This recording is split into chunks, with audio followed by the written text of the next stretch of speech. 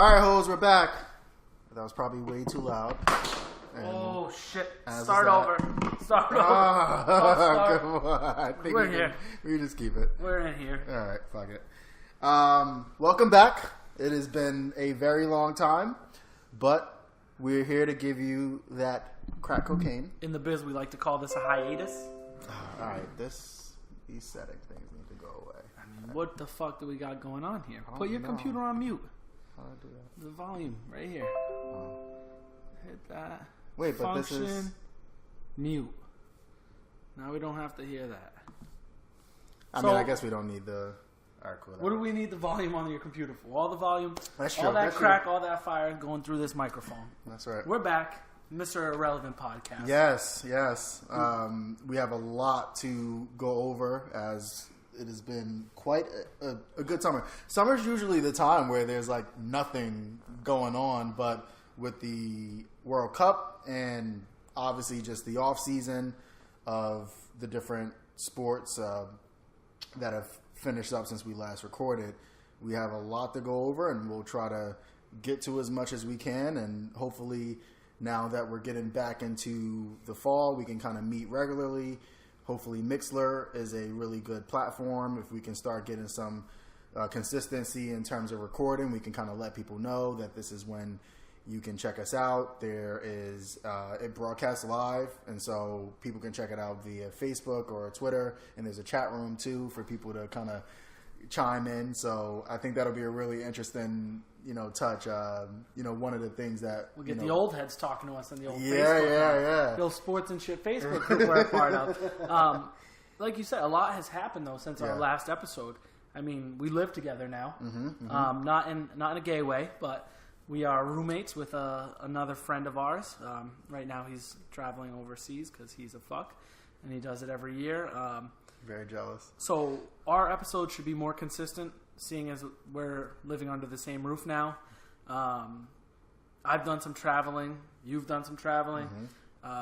Been to a baseball game, the Barcelona at the Ballpark event. A lot's gone on since the last time you heard from us, and a lot in the sports world, and that's what we're here to bring you today. Some talk in the sports world. Something that I don't see on our lineup now that we will touch on today. I'm going to add this. We're going to talk about 6ix9ine. We're going to talk about Tekashi 6ix9ine. Of course you want to talk about Tekashi 6ix9ine. It has to happen. Oh, man. So, first on our rundown here, let's talk about the sport of the summer.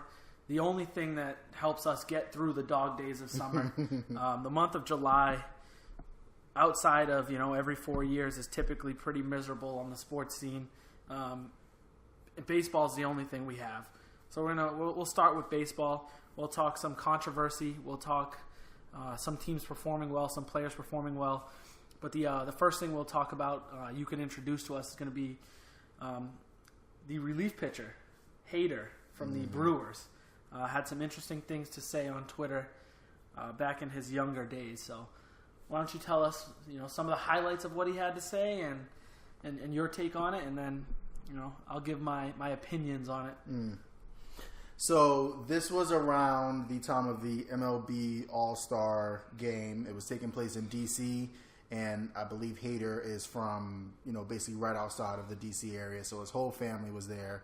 And he, unfortunately, had a nightmare of an outing.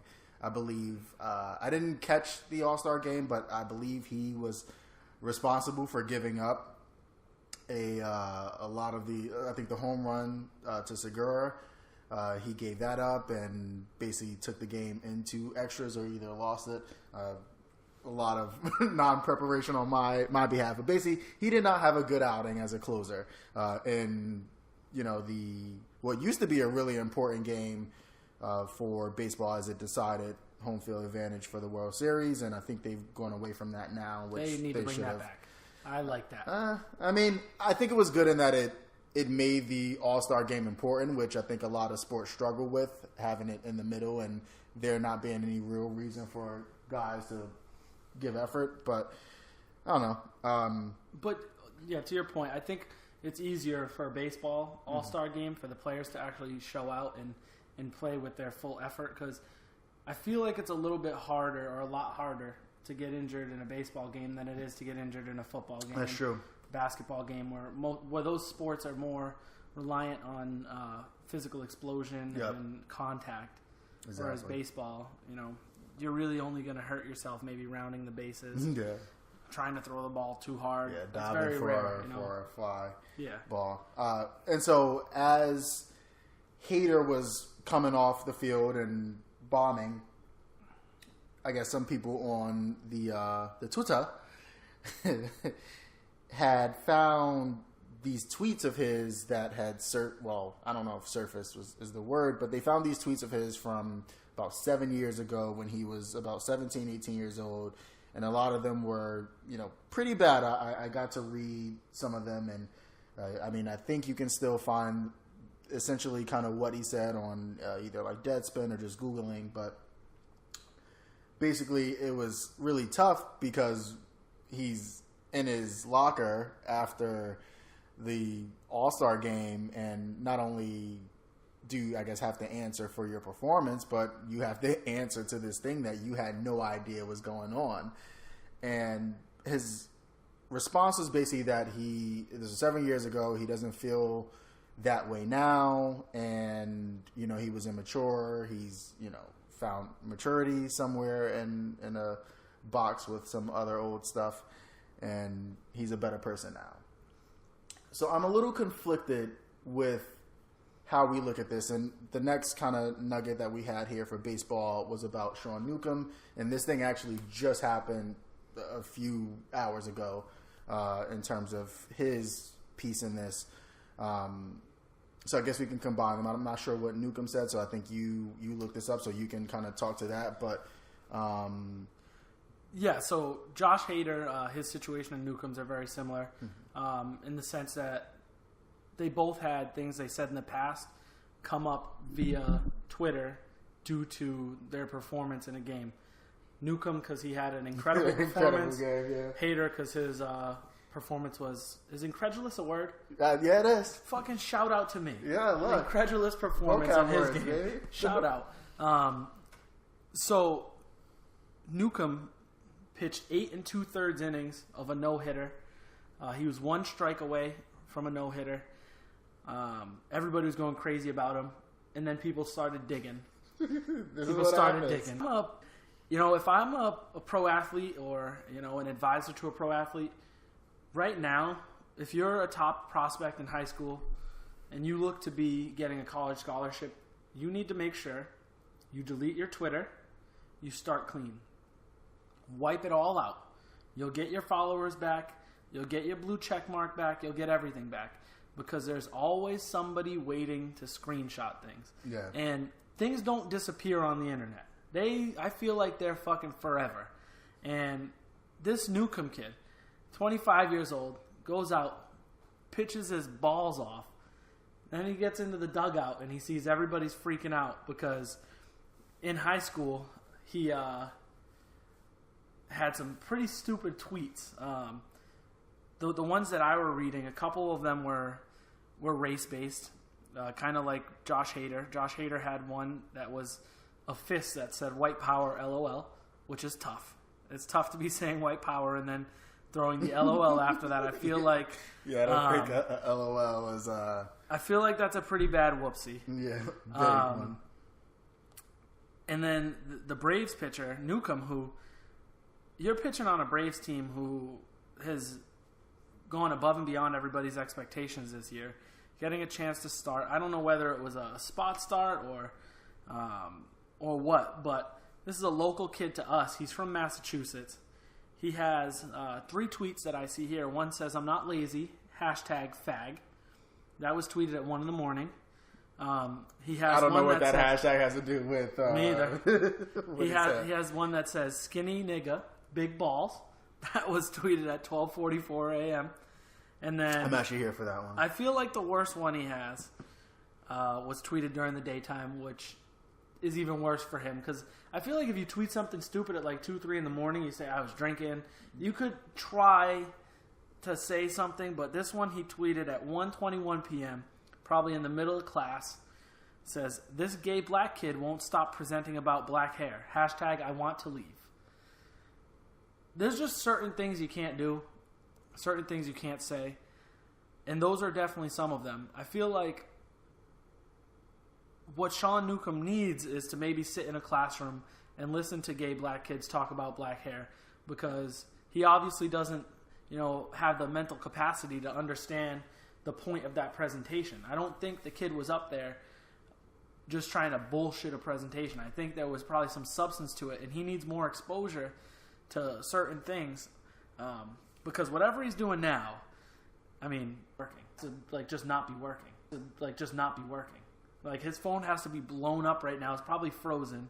His mentions are, everybody always says it, RIP to his mentions. Those got to be terrible. But I feel like this kid needs exposure. And what we were mentioning before, we did a little research. It says he's from Brockton. He went to school in Middleborough. If you know anything about Brockton or Middleborough, shout out to the borough. Brockton is like a very urban city in Massachusetts, and Middleborough is very suburban.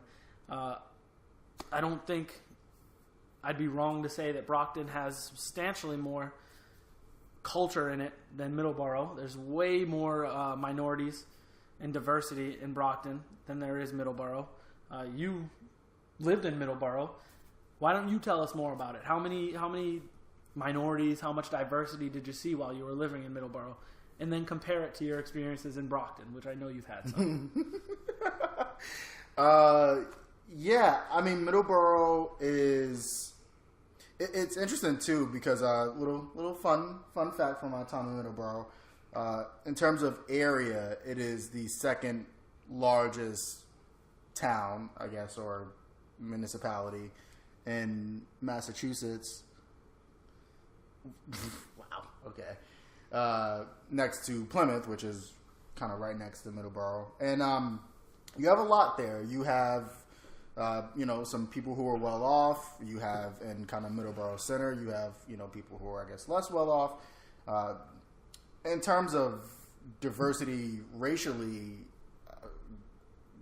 I always joke that I might have been one of like 10, one of 10 of my kind there. So,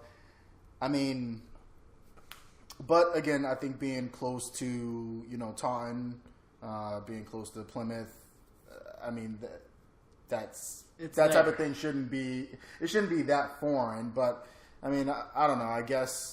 I think one thing that I've learned a lot is for people who kind of grow up in a bubble, it's a little bit tougher to to kind of be open-minded when you just have your own thing going on in this little rinky-dink town. Yeah, and the crazy thing about it is that people always will say things like, this tweet is because of the, culture that we have now and the landscape of the world and how people take things so seriously now and everybody wants to be a social justice warrior. But that tweet is never going to be okay at any time period. In 2000, it wasn't okay. In 1990, it wasn't okay. You got to go back to 1950 for that tweet to fly without anybody getting mad about it. So I don't think that's a case of everybody trying to be mad online or just the climate that we have now with socially and with the internet. I think that tweet there is just that's just a fuck up no matter what it is. There's certain part of the tweets that you don't need, like the skinny gay black kid talking about black hair. And then you could have said that in so many other ways. Who cares if the kid's skinny? Who cares if he's gay? What does his descriptors have to do with the thing that he's presenting on? What, him being skinny and gay is making the presentation be something different? I don't.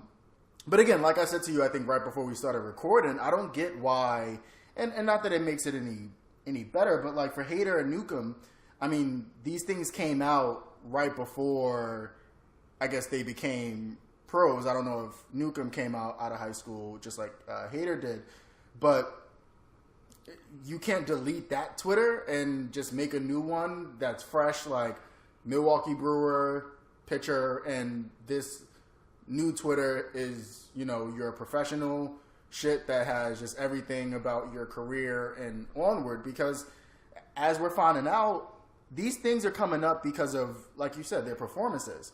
So with Hader, it was because this is the MLB All-Star game and you just bombed. And for Newcomb, you were this close to a no-hitter. And so people were looking you up, wanting to know, like, who is this kid? Especially for Newcomb. I don't know who he is. I mean, I've heard of Hader before. Actually, Hader is still on my fantasy baseball team that I pay no attention to right now. So I think I might have to fix that. Sean Newcomb, I will say, has to have big balls. Because I am reading his Wikipedia. This man went to the University of Hartford. Like he had the nerve to be tweeting these things, and he went to the University of Hartford. That's not really the pasty vanilla ice cream community that like he was hoping it would be. I don't think. Hartford is. Does Hartford give him the pass? Hartford's got to be like Brockton. It's very similar to Brockton. How the fuck are you tweeting things like this, and then you want like you're openly you have racial thoughts. Listen, you're like torturing yourself if that's what you truly think. Wait, how old is he? 25. He was born in. Do you want to hear the worst part of this? Oh boy. Birthday 6/12/93. No! 6/12/93. Your fucking birthday buddy is out here. Oh shit! Listen, well, I this past year I learned that nothing good really has happened on my birthday besides the fact that actually the first perfect game in baseball in like 18 fucking whatever years. Was done on my birthday. But we have Anne Frank. We have like Medgar Evers being killed. I'm sorry, I don't want to sound ignorant. Who the fuck is Medgar Evers? He's like a civil rights activist. Yikes. And then that's tough for me to not know who that is, and we're talking like racial stuff. It's that's okay. It's tough. okay. The Orlando nightclub shit. That was your birthday, That Pulse? was my birthday, yep. So just not good on 6/12. And Kerry Kittle's his birthday. This Medgar Evers guy. Yeah. Sharp looking dude. Actually, I don't think I've ever seen him. Sharp. To be honest. Woo! He looks like he was signed to Motown. I feel like he looks like who's my guy that died in a plane crash? Died in a plane crash. Man, Otis Redding. Is it Otis Redding? Yeah, he kind of looks like Otis Redding. I feel like if Otis Redding had like a son with a square head. Live research. Mm-hmm. Yeah, look, he looks like Otis Redding, kind of. That's definitely like his bastard child. Yeah, this might be like I might have just made a connection here without DNA. This is just pure eyeballs. Just the eye test. So back to how this podcast always revolves around you. 6/12, your guy, Sean Newcomb, Middleborough's finest. Hey, yeah, we have June's Middleborough finest. and June 12th. You're gonna be rooting for the Braves next. Who's over there chirping? Helena. No clue. This man, this picture of him in the dugout, he looks so stressed just sitting there. This must have been the moment that he found out. Like, this must have been the moment. He just knows. Fuck. What am I going to say in this post-game conference about this? What do I do? Oh, here it is. He says, I just wanted to apologize for any insensitive material. It was a long time ago, 6 or 7 years ago, saying some stupid stuff with friends. With friends? Dog, was he at the Trukey's? I'll give him a. Was he in the Trukey's parking lot getting lit? True Key to Savings. That's what I was told the pronunciation was for. I'll give him a half pass on the skinny nigga big balls just because apparently it's a line from the motto. I'm here. I'm here for it. The other stuff is tough to get by. And what I don't understand the most, this has to be an inside joke. I'm not lazy, #fag. That has to be an inside joke. Because in no fucking world does that make any sense. Like, I don't get the correlation between not being lazy and being, I guess, a fag. I really don't get the correlation there.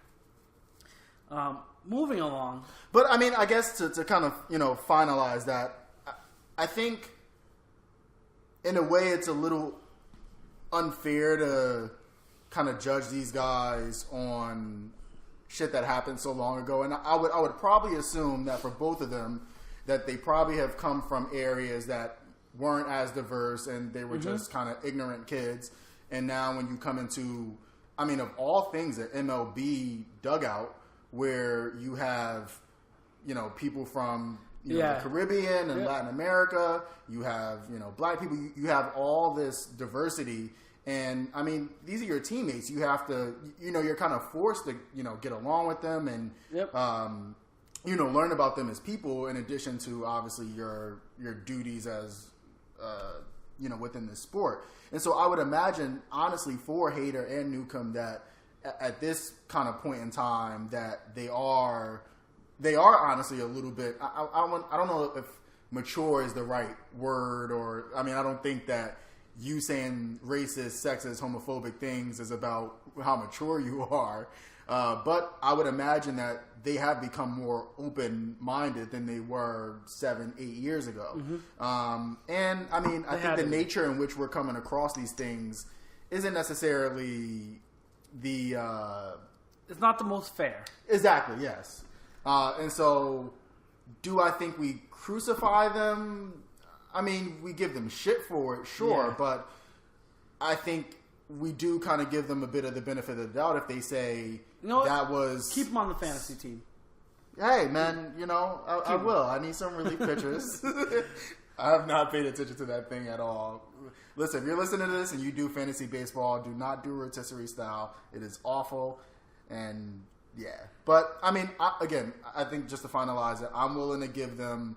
a pass right now for it because I do think that given the field that they're in, that they obviously have had some bit of growing up and understanding of... Some exposure. Exposure, yeah.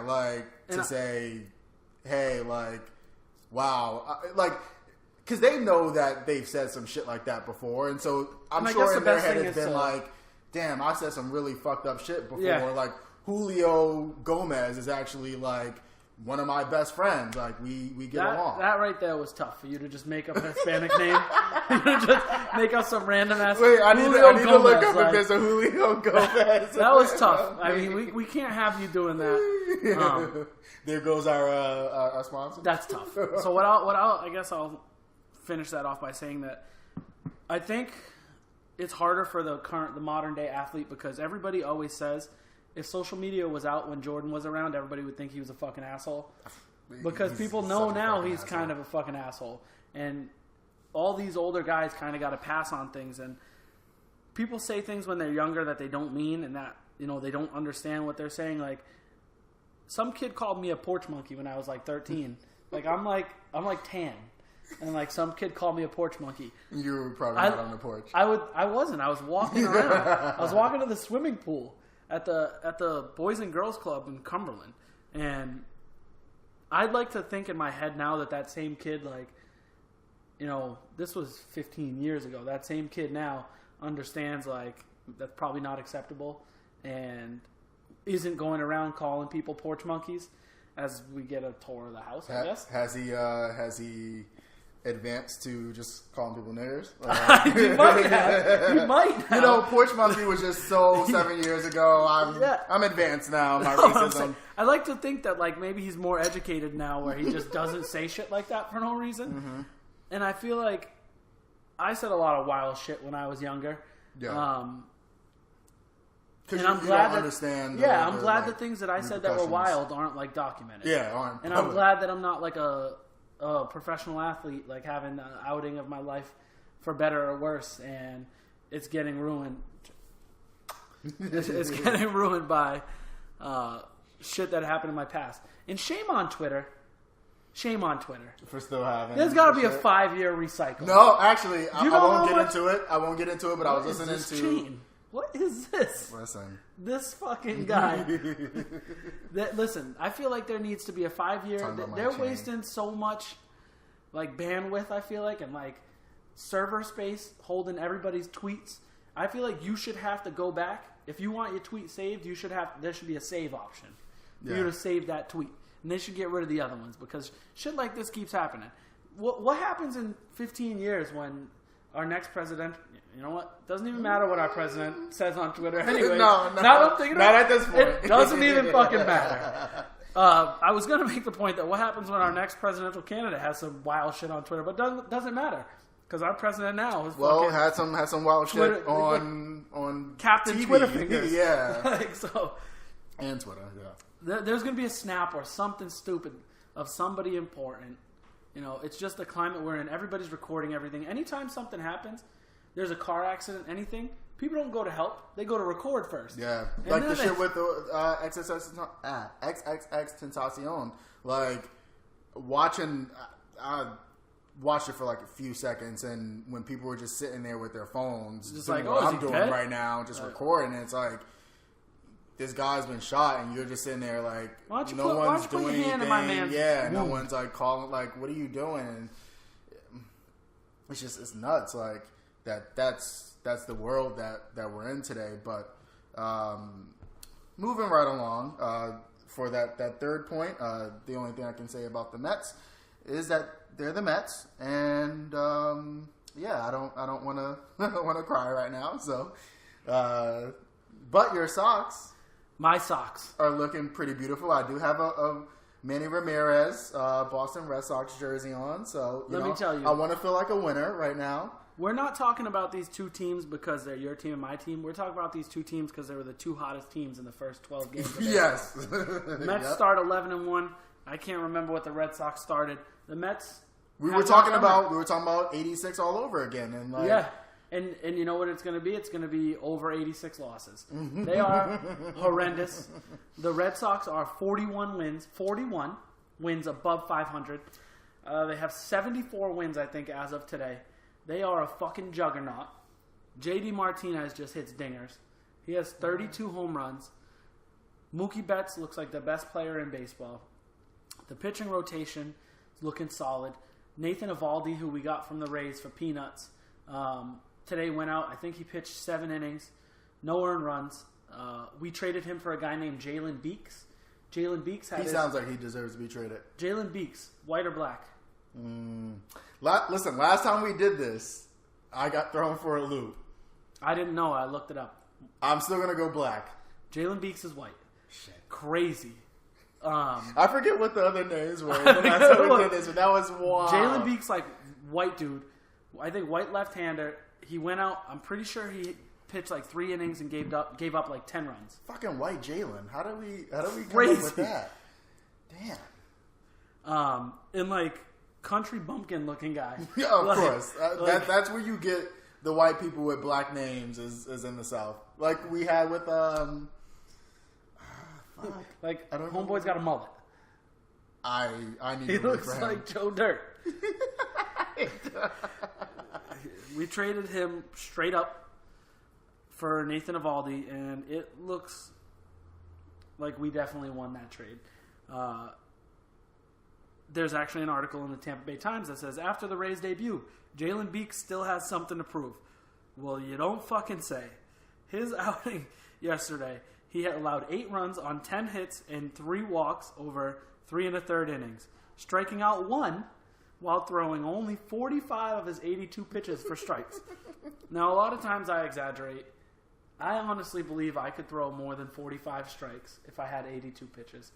Softball down the fucking middle. Right? And Yeah. I don't even think I'd Give give up yourself- 8 runs. I think I'd just give up deep fly balls. I'm aiming all for ground outs. Like Deep fly balls is what I'm getting. This Red Sox on that trade. It looks like they're going to win the division. The Yankees are on our tail. The Yankees have the second best record in baseball, but unfortunately the second best record in their division. And this is going to bring up the age-old debate of playoff seeding. How should the NBA do it? How should the NFL do it? Yeah. How should Major League Baseball do it? How should hockey do it? Because I don't feel like any of them have it perfect. No. I feel like the conferences are tough. The divisions are tough. You know, in baseball, 1 team per division makes it, and then there's 2 wild card teams. Wild cards, yep. One of those teams ends up advancing, and that's how you get I mean, everything else kind of falls a little playoff. bit like that too.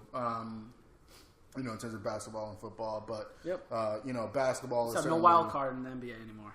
Yeah, basketball is talked about moving to a just pure 1-16 seeding, which I'm in favor of, but obviously LeBron wasn't while he was still in the East, and we know basketball is very much here to kind of be in partnership with their top guy. So I feel like LeBron said he wasn't into it, and so Adam Silver and company was like, all right, well, we'll relax on that for right now. But I mean, I think especially when you have sports like that, like basketball and football, that are a lot more, I guess, national than they are regional. So like, with baseball and hockey, those are regional things. Like, for the most part, if you're a fan of that sport, you're a fan of your local team more than you are, a fan of just the league overall. Versus basketball and football, you can like, this random player and be a fan of this team that isn't necessarily, in your local area. But I would like to see that happen at some point, just because I think you really can kind of get down to, what are the best, 16 or however many, playoff teams you have. Who are those best people? Gun to head, who's your World Series matchup? I needed to be the Sox. I'm a Mets fan, but obviously I hate the Yankees with all my heart. So I would say,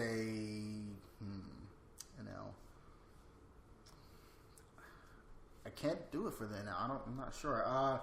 I'd say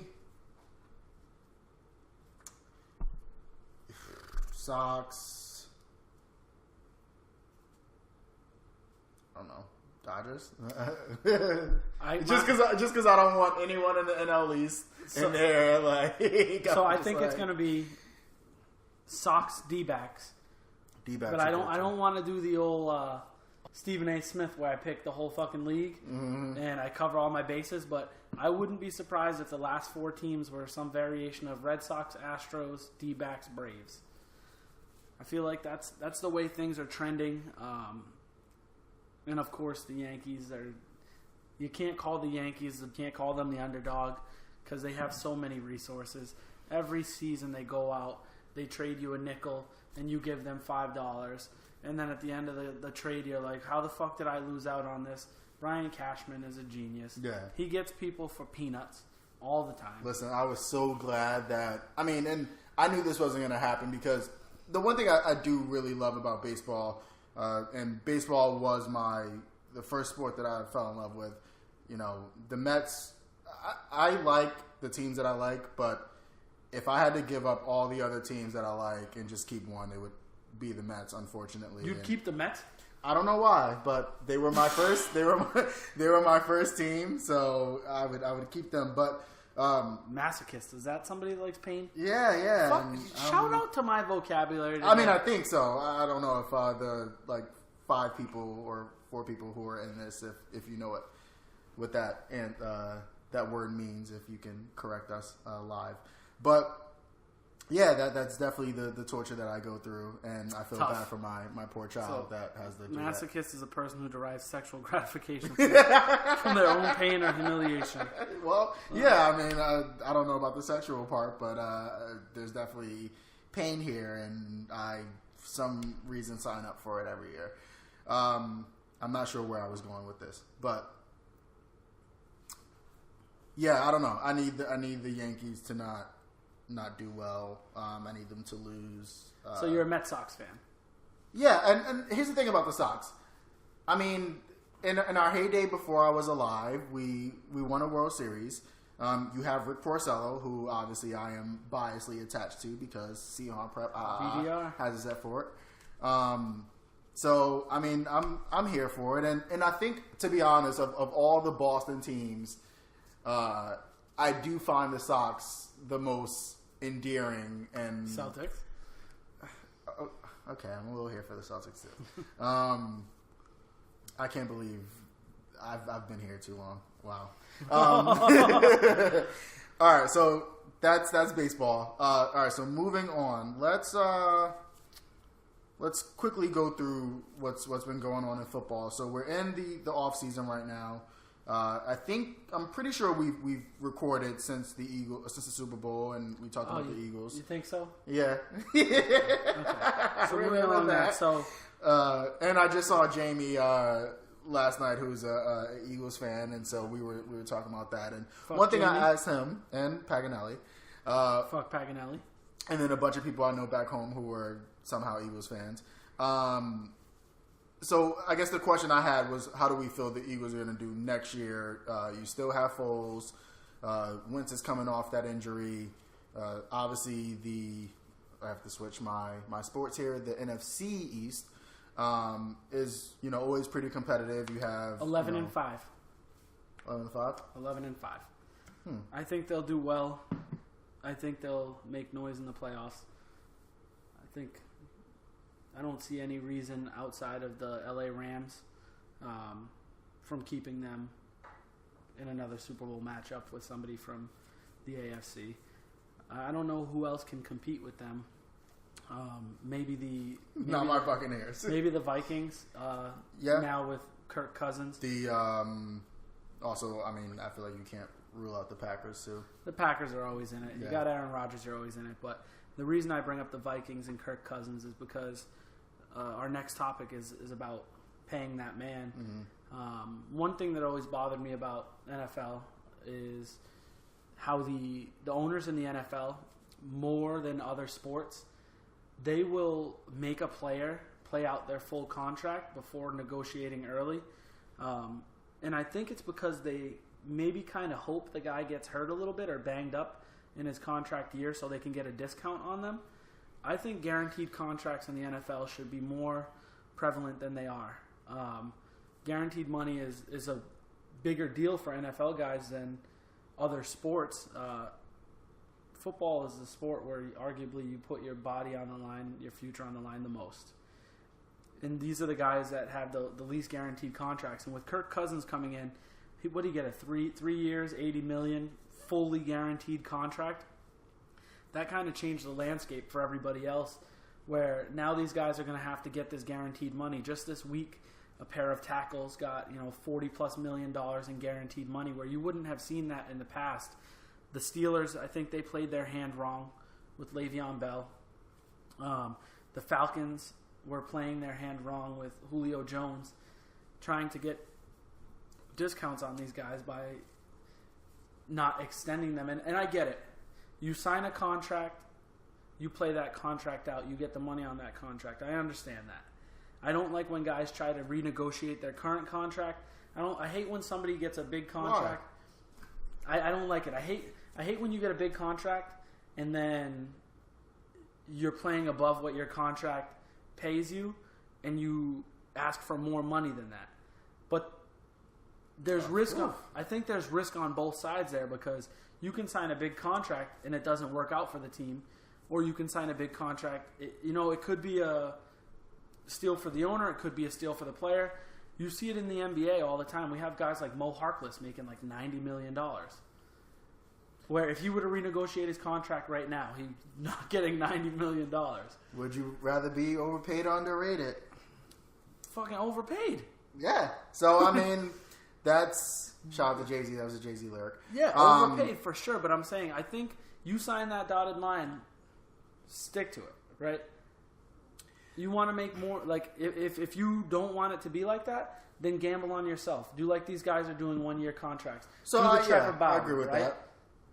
I agree with that, and I think we see it a lot more in the NFL because you don't have those guaranteed contracts, and because a lot of those guys are underpaid, and so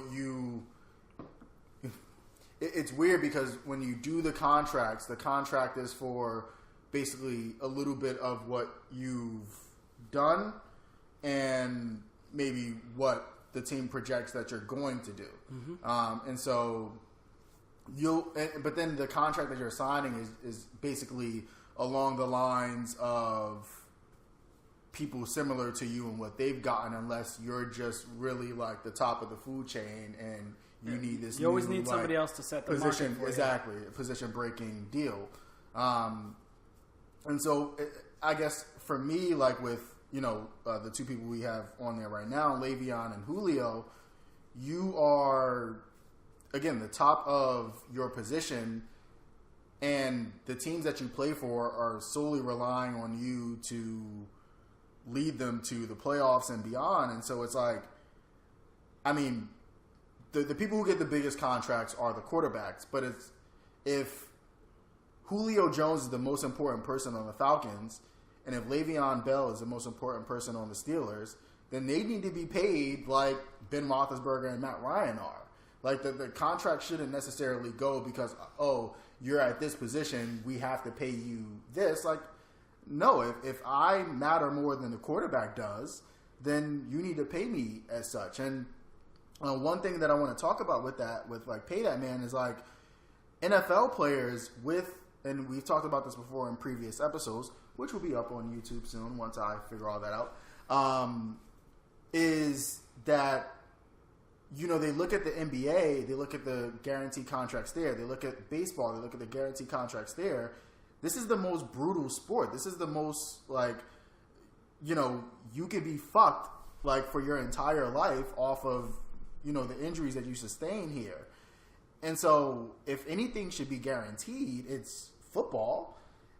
And, I mean, so I can't blame these guys for being in the middle of a contract that isn't really up to par with their value and saying, I've already outplayed this contract. You need to give me, and I don't think that is necessarily money so much as it is stability. I mean, especially for someone like Le'Veon. I mean, running backs, and you can basically look at this. Running backs, once they hit 30, it's downhill. Once you hit 30, it's like. Running back's not the wave. If you have a kid and they're an athlete and they're playing running back, you need to teach them how to be a little Darren Sproles. Somebody's going to catch passes out of the backfield, return kicks, something. Take a little bit of the extra hits away as running back, because the wear and tear on the body as a running back is unlike any other position. These guys get beat up the most. A lot of times they're the most. A third down back sometimes is the most important player on your team. Yeah. If you have somebody you can hand the ball to on third down or rely on for a catch on third down, that's the biggest down in football. Yep. That's really going to make your team go. I mean, when the Patriots had all their success, there's always a great third down back. A lot of times Kevin Falk was there for them coming on third down, get the yards that they needed to advance the ball. I wouldn't advise anybody to be a running back. The position is... So one thing I've heard about running back, which is like spot on. Running back compared to every other position, the play ends with you getting hit. Mm-hmm. With a quarterback, as soon as you get rid of the ball, you can't get touched. With a receiver, you can get tackled, but I mean, you can either score a touchdown, go out of bounds, you can fall, it's not necessarily the same type of thing. You can get tackled as soon as you catch the ball. And, I mean, those types of hits maybe aren't necessarily as much of, collision type of hits. With the running back, you have the ball from the minute you get it, and you have people charging at you.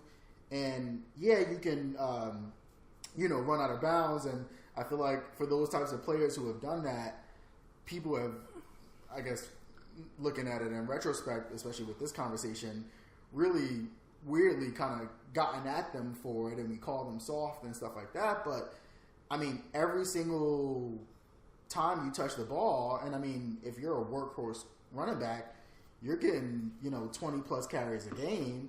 All of those are just hits. Mid 2000s Chiefs, Larry Johnson, Priest Holmes, give the ball fucking Jamal 50 times a game. Yep. So, I mean, it's nuts, and, I don't blame guys like Arian Foster, shout out to the Non What podcast, and who else just retired? DeMarco Murray, for getting out of there with some bit of health and some bit of, cognizance. especially because if you know that, you're not necessarily going to get nearly the money that you were, or you're just going to be a backup, and it's like, why do this? Why continue to do this, especially with CTE and stuff like that that's going on? Why do it? I'm sure that the fame puts you in another tier where you can go into things that you've always wanted to do. You can use your fame to get into business or literally anything that you really want to do for the most part. You can go back to school, different stuff like that, and really just kind of have a second life. And so, I think the more understanding I've become of these professional leagues and, the business that it is and how fans and obviously owners and people alike don't really care about these people, the more I'm like, listen, as a fan, I love what you do, but I respect it if you're like, I'm out, especially in football, more than anything else. So, yeah. All right, moving on. Good old Baloncesto. A lot has happened. Once we start for the start of this category, I'm going to show you an image. Mm-hmm. I'd like you to react. Oh, boy. Okay, I've seen the image. You have not. I'd like you. I don't know if you've seen this before, but right now you haven't. React. Do you know what that is? Is that CJ? That's CJ McCollum, Yep. freshman year of high school. Costa Koufos. No, behind him. Jesus. I did hear that they went to school together. He said he was like, obviously, I know he's scrouched, he's been and down in that, but he talked about his like growth spurt that he had. Him bending down does not matter.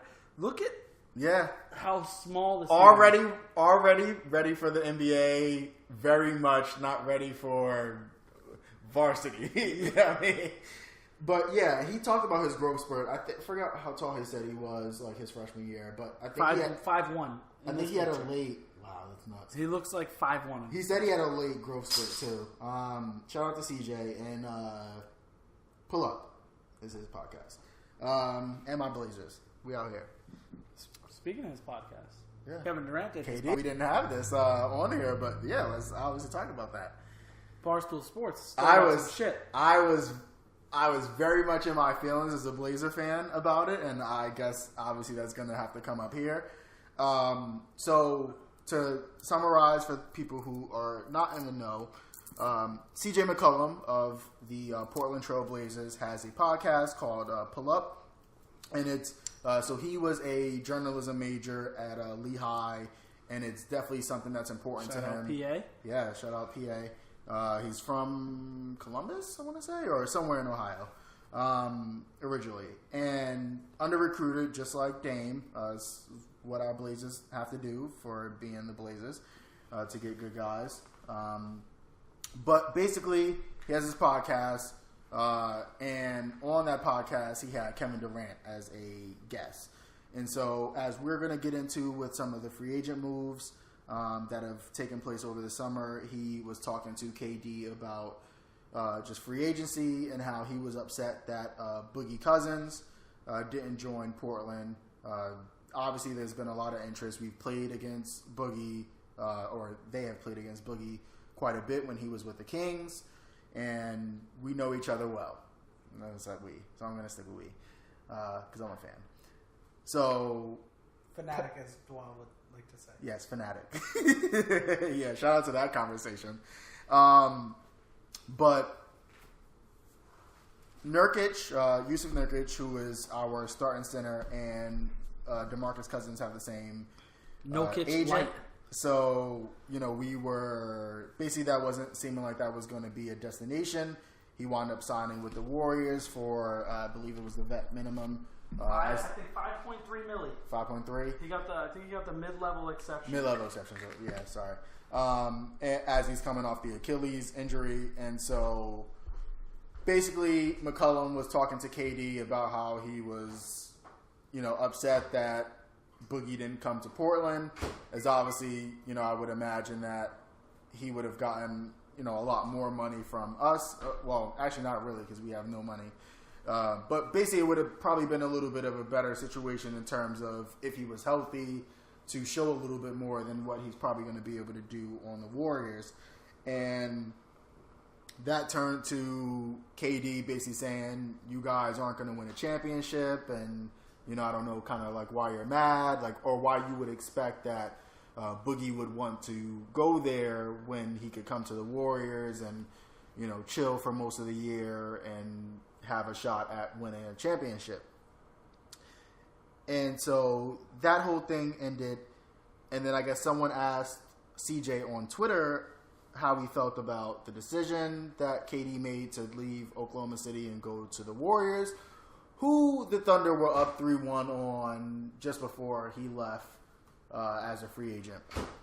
And CJ, I'm mad. CJ basically said that he thought the move was soft and that KD also knew that the move was soft. And he basically made up a analogy of horrible analogy. That analogy was terrible. It could have been a little bit better, but being in a gang and something with your brother and watching your brother get jumped by this gang, and then you join the gang that jumped your brother 2 months later or something like that. Not the best analogy, and I give him credit. As anyone who knows me comes up with analogies all the time. They're not always the best ones. You are king analogy. I am king You're analogy. using forever. I use it. I really do. I really, really do. I hope that none of mine are that bad, but I'm sure they are. And so, and then basically KD wanted to respond into that tweet with saying, basically, this is what you really think that I would be in that situation, that I would do that. You think that low of me, CJ. I just did your fucking podcast. And everyone, I think for the most part, was kind of applauding KD for basically telling CJ to his face that, Portland wasn't going to win a championship, which, I don't know that I think that's groundbreaking news. But to me, as in my feelings Blazers fan, my piece of it was that I don't want to hear that from KD. I don't want to hear that from the guy that took the easy route and leaving a team. So part of, I think, why he gets bad press on this is two things. Number one, this is the first to 4 wins. You were up 3-1. You needed to win one more game to beat this Warriors team. And we all know that they wound up losing the series 4-3 for the Warriors. And whether he had that decision made or not before that series took place doesn't matter. It's literally just the idea that people have that of all teams that you can go to, you don't go to this team that you literally obviously showed that your team was at the doorstep of beating. But that's not even my thing. My biggest thing with KD is that if you cared about what people thought, then don't go to the team that people are going to criticize you for and then spend, your entire tenure with that team with all these different fucking burner accounts trying to convince us as to why the decision you made was right. It's either you don't care about what people say and you say, I'm going to this team, I'm going to win championships, I'm going to be an important cog to this team, and once I win my championship, you can't tell me shit. Or it's, I care about what people say, a la fucking Paul George, obviously.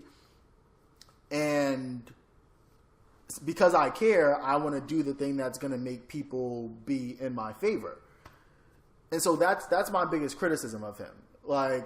Even with the shit that he has now where he's clapping back at people, quote unquote, you can still obviously tell that he cares a lot. And it's I guess I don't get why you, not to say you don't care, because obviously, yes, you're human, you should care, but obviously KD knew what he was doing when he went to that team, and he knew what that was going to do for his legacy. So be about that, because I agree that once you win that championship, no matter how we feel about it, you won a championship. Because there's Allen Iverson, there's Charles Barkley, there's Chris Webber, there's all these talented guys. There's Reggie Miller. There's all these talented guys who have never won a championship, and we hold it over their heads. However you win it, you win it. Like, Ron Artest is an NBA champion. Like, we can't take that away from him. And KD, as much as we may not like that he went to the Warriors, LeBron, as much as we may not like that he went to the Heat, they have championships, and we can't take that away from him. Robert Horry has like 7 rings. And so I do want to get Marcus on the podcast sometime in the future. A kid we went to Seton Hall Prep with, and we were having that conversation about this whole Kevin Durant thing, and then it turned into kind of just us talking about a little bit of that whole thing, the way we look at this stuff. And I was saying that I don't like the rings argument because it's too. Number one, Michael Jordan doesn't have the most NBA championships. Like, do we forget about Bill Russell, who has almost double his? Like, we never talk about Bill Russell as being one of the greatest of all times. So the argument already is flawed. And then on top of that, us New Englanders do. Well, no one else. But. Yeah, but on top of that, it's too like cut and dry, and it doesn't add in context. LeBron James has been to 8 straight finals. Like, yeah, he has, 3 and 5 or something like that. But obviously him going to 8 straight finals says a lot more about who he is as a player just doing that than it would be if he was 8-0. Like, so no, to me, I don't think him being 3 and 5 is necessarily this massive strike to Jordan's 6-0. As I think a lot of people tend to make it. So I think the rings argument is stupid. And I think there is context in it. Like, I do think that... I think it's a huge strike against him. I mean, a bit. But, I mean, when we look at least 2 of those teams, we say, this was you doing it by yourself with absolutely nothing to help you. The first one with the Spurs, and then this last one here. I can get on the wave. The first one with the Spurs, that team was terrible. Mm-hmm. That's not one of the worst teams to make a championship. That's one of the worst teams of all time. Yeah, that team was horrible, horrible. But this team here, I can't get with the he didn't. It was just him wave. I can't get behind that. You have another great player in Kevin Love. You have a good serviceable player in Tristan Thompson. You have some decent backups in Jordan Clarkson and Rodney Hood. You have players on this team. This team this year would beat the team, I think, in 2004 that he played with against the Spurs. I think this year's team would beat that team by 50. Easy. I mean, who was the second best player on that team? Maybe Zydrunas Ilgauskas, and then after him was Boobie Gibson. The teams aren't even comparable. I will say that the Warriors team of this year was a better team than the Spurs team was in 2004, but I can't get behind the notion that this year it was just LeBron. I think this year's team was perfectly fine. The notion that it was just him, to me, is garbage. I think he dominated the ball way more this year. I don't think he had to. There were spurts in there where you had guys like Rodney Hood that played well and showed the ability to score, and then for some reason Tyronn Lue decided that Rodney Hood shouldn't play away games. He wouldn't play him when they were away, but he'd play him at home, and it's tough to get some type of consistency out of your players when you're openly telling them, like, hey, I don't trust you to score on the road. But I will say, yes, I mean, this year's team wasn't the best team by any stretch of the imagination, but it's certainly, I don't even know if it's in the same area code as that 2004 team. But again, that was one of the worst teams of all time. Was that 2007? Oh, was it 07? Yeah, the 2007 team. Yeah. Why do I keep saying 04? Mm-hmm. That was the Pistons-Lakers 04, right? Yeah. But, yeah, no, I agree that this team definitely, while not Well, no, I wouldn't. I would say it's probably leaps and bounds better than that 17. While you were in the restroom, I said this team would beat that one by 50. Yeah, most definitely.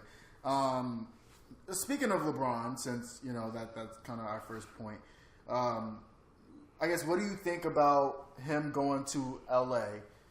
So I would say for me, I know when he went to Miami, just being a basketball fan in general, I would, at least for that first year, I was rooting against them because I didn't want it to be seen as this like very easy thing that you can do where you can just go and meet up with your friends and while you're all in your prime and take over basketball, because then I thought that would be bad for the game where everybody would go to do that. And what type of system do we have in terms of parity and competitive advantage? We will have a very long dive on parity in a future episode because I do think there's a lot to talk about with that and if that's actually a good thing and all that. But I digress.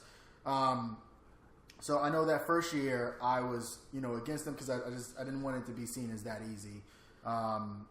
Obviously, that team didn't last as long as we thought. They wound up going to 4 straight, winning the middle 2, losing the first one and losing the last one before LeBron wound up coming back to Cleveland. Which I really always say, I don't think he came back to Cleveland because he had such a tie-in to Cleveland and like this was his grand plan all along. He came back to Cleveland because Kyrie Irving was there and they had the first overall pick and they got Andrew Wiggins, and whether it was always his plan to try to move Wiggins to get Kevin Love or not, they had talent there.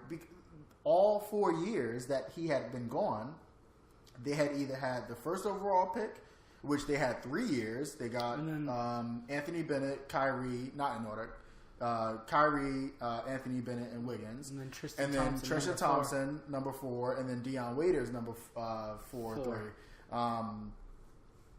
And so they had talent because of how awful they were. And obviously he wanted to stay in the East, and he saw a team where he could just jump into and be able to do pretty good. Obviously Kyrie's a guy who can get his own shot. Andrew so Bennett, all-time scrub. Yeah, so it was literally just him taking a younger version, in a way, of the Heat team that he had. He had Kyrie, subbing in for an older, Dwayne Wade, and he was able to get Kevin Love, who could serve in the role that Chris Bosh did. So to me, that's why he went back to Cleveland, not because it's home, whatever. So I think with him going to LA, I think obviously it's a little less of a blow than him initially leaving Cleveland to go to Miami, and it's a little less of a blow because we don't necessarily see this team right away as being a team that can compete in the Western Conference against the likes of Houston and even the Thunder and obviously the Warriors. And we weren't really sure as a collective if he was going to want to go to the West because his entire career has been spent dominating the East and getting Dwayne Casey fired after leading his team to what I'm pretty sure is a franchise record in wins and a number 1 overall seed and coach of the year because the Raptors couldn't get past LeBron. So I guess what do you think about him going to LA? What do you think his aspirations are? And do you, I guess, ultimately think that whether he ends his career there or not, do you think he delivers a Larry O'Brien trophy? Yep. All right, couple loose ends I want to tie up before I move to the LA point. Couple LeBron things, couple Cavs things. One, shout out to us in our podcast or our radio show that we had our senior year of college, the Sports Overtime. We were discussing who was going to be the first pick in the draft. We had some old head telling us that Andrew Bennett was great, that he played like Karl Malone. I remember this vividly, that he played like Karl Malone. Both you and I did not agree with that. We both didn't like him. I don't remember who you liked, but I remember I wanted Ben McLemore to go first. He ended up going 7. And I do remember that I said that the Blazers would get C.J. McCollum, and I said that the Celtics would get Giannis. The Celtics did not get Giannis. They got Kelly Olynyk. Giannis went 2 picks later. The Blazers did get C.J. McCollum. Who did you like in that draft? Was it Oladipo? It might have been. But neither of us... Yeah, I know I didn't like Anthony Bennett. Neither of us liked Anthony Bennett. And we had some guy trying to tell us he was like Karl Malone. And I was like, there's I'd probably no chance. either like Nerlens or... probably Oladipo. So there's that. Second, did a quick little research here about the Cavs team from 2007, 2018. Cleveland.com actually did an article about it. It's pretty good. I was reading through it. They compare certain players. Larry Hughes versus George Hill. I'd rather take George Hill. I don't know about you. Sasha Pavlovich versus J.R. Smith. You remember Sasha Pavlovich? I barely do. I do. Daniel Gibson versus Kyle Korver. Zydrunas Ilgauskas versus Tristan Thompson. The best one on here. Drew Gooden versus Kevin Love. Anderson Varejao versus Larry Nance Jr. And then the bench. Eric Snow, Damon Jones, Danielle Marshall versus Jeff Green, Jordan Clarkson, Rodney Hood, Jose Calderon. 2017-18 Cavs, leaps and bounds better than the 2007 Cavs. Now, LeBron delivering Larry O'Brien. LeBron, his aspirations for LA. All that. I think I can't really... So I can't hate him for going to LA. LeBron has always been a player who, like you said, he didn't go back to Cleveland because it was home. Yeah. He went back to Cleveland because of the situation. Right? The hometown boy story was cute and all for when he got drafted there. But after that, you knew that what was his personal connection to Miami? Nothing. Yeah. Right? What's his personal connection to LA? Nothing. Besides him buying houses in both places because they're, you got money, you're rich. Why not have a house in Miami? Why not have a house in LA? He doesn't really have, those personal connections there. I think he's a creature of habit, and his habit is he wants the situation to be right, and you can't blame him. Any player that has the opportunity to dictate their future and to dictate the circumstances that they're playing in, I think they should take advantage of that. And I can't hate on him for doing the same thing. I'm very happy we didn't have another The Decision. We didn't have this long, drawn-out thing. A lot. I'm very happy they didn't do that stupid fucking Space Jam thing where he was going to announce what team he was playing for. Well, that might still be in the works now. Well, I'm glad that's not what how everybody found out. Yeah. I understand. If this was back then, like if for some reason, like let's say Kobe didn't exist and he was choosing to go to the Lakers from Cleveland the first time, and he did something like The Decision, that would have been, that would have been a whole fucking poppin' show. This year, are they going to deliver a Larry O'Brien? No. No, absolutely no. Next year, probably not, but the year after, maybe. This team, he's not stupid. This team's going to be good. Magic is going to pull in another free agent. I haven't looked at the class for next year, so I don't really know. I think it's just Kyrie, Kawhi. Kyrie's not going to LA. You can rule that out. Absolutely not. All the stuff that we don't have it up there, but basically a bunch of people who report or who were basically reporters for different publications in Cleveland came together and did this whole piece on that Cavaliers team, especially when Kyrie was there, and it basically just said Kyrie and LeBron weren't the best of friends. They hit it very well. And this is why Kyrie really wanted out. And, it's stuff, if you follow the NBA, that that was just kind of confirmed for you. We talked about this off the record, that LeBron took all the piles of shit in LA and had Cleveland trade for them. And then joined LA. He's like, get this guy, this guy, this guy. I don't want to play with any of them. Bring them here. Yep. Then he leaves. Now they're not there. They're not his problem. So I think for LeBron, it's not a bad move. This team's going to be better than people understand. They had a very strong draft. They got 2 players as steals that, I'm a Michigan and Kansas fan, so I understand. I've watched these kids for years now. They got Mo Wagner.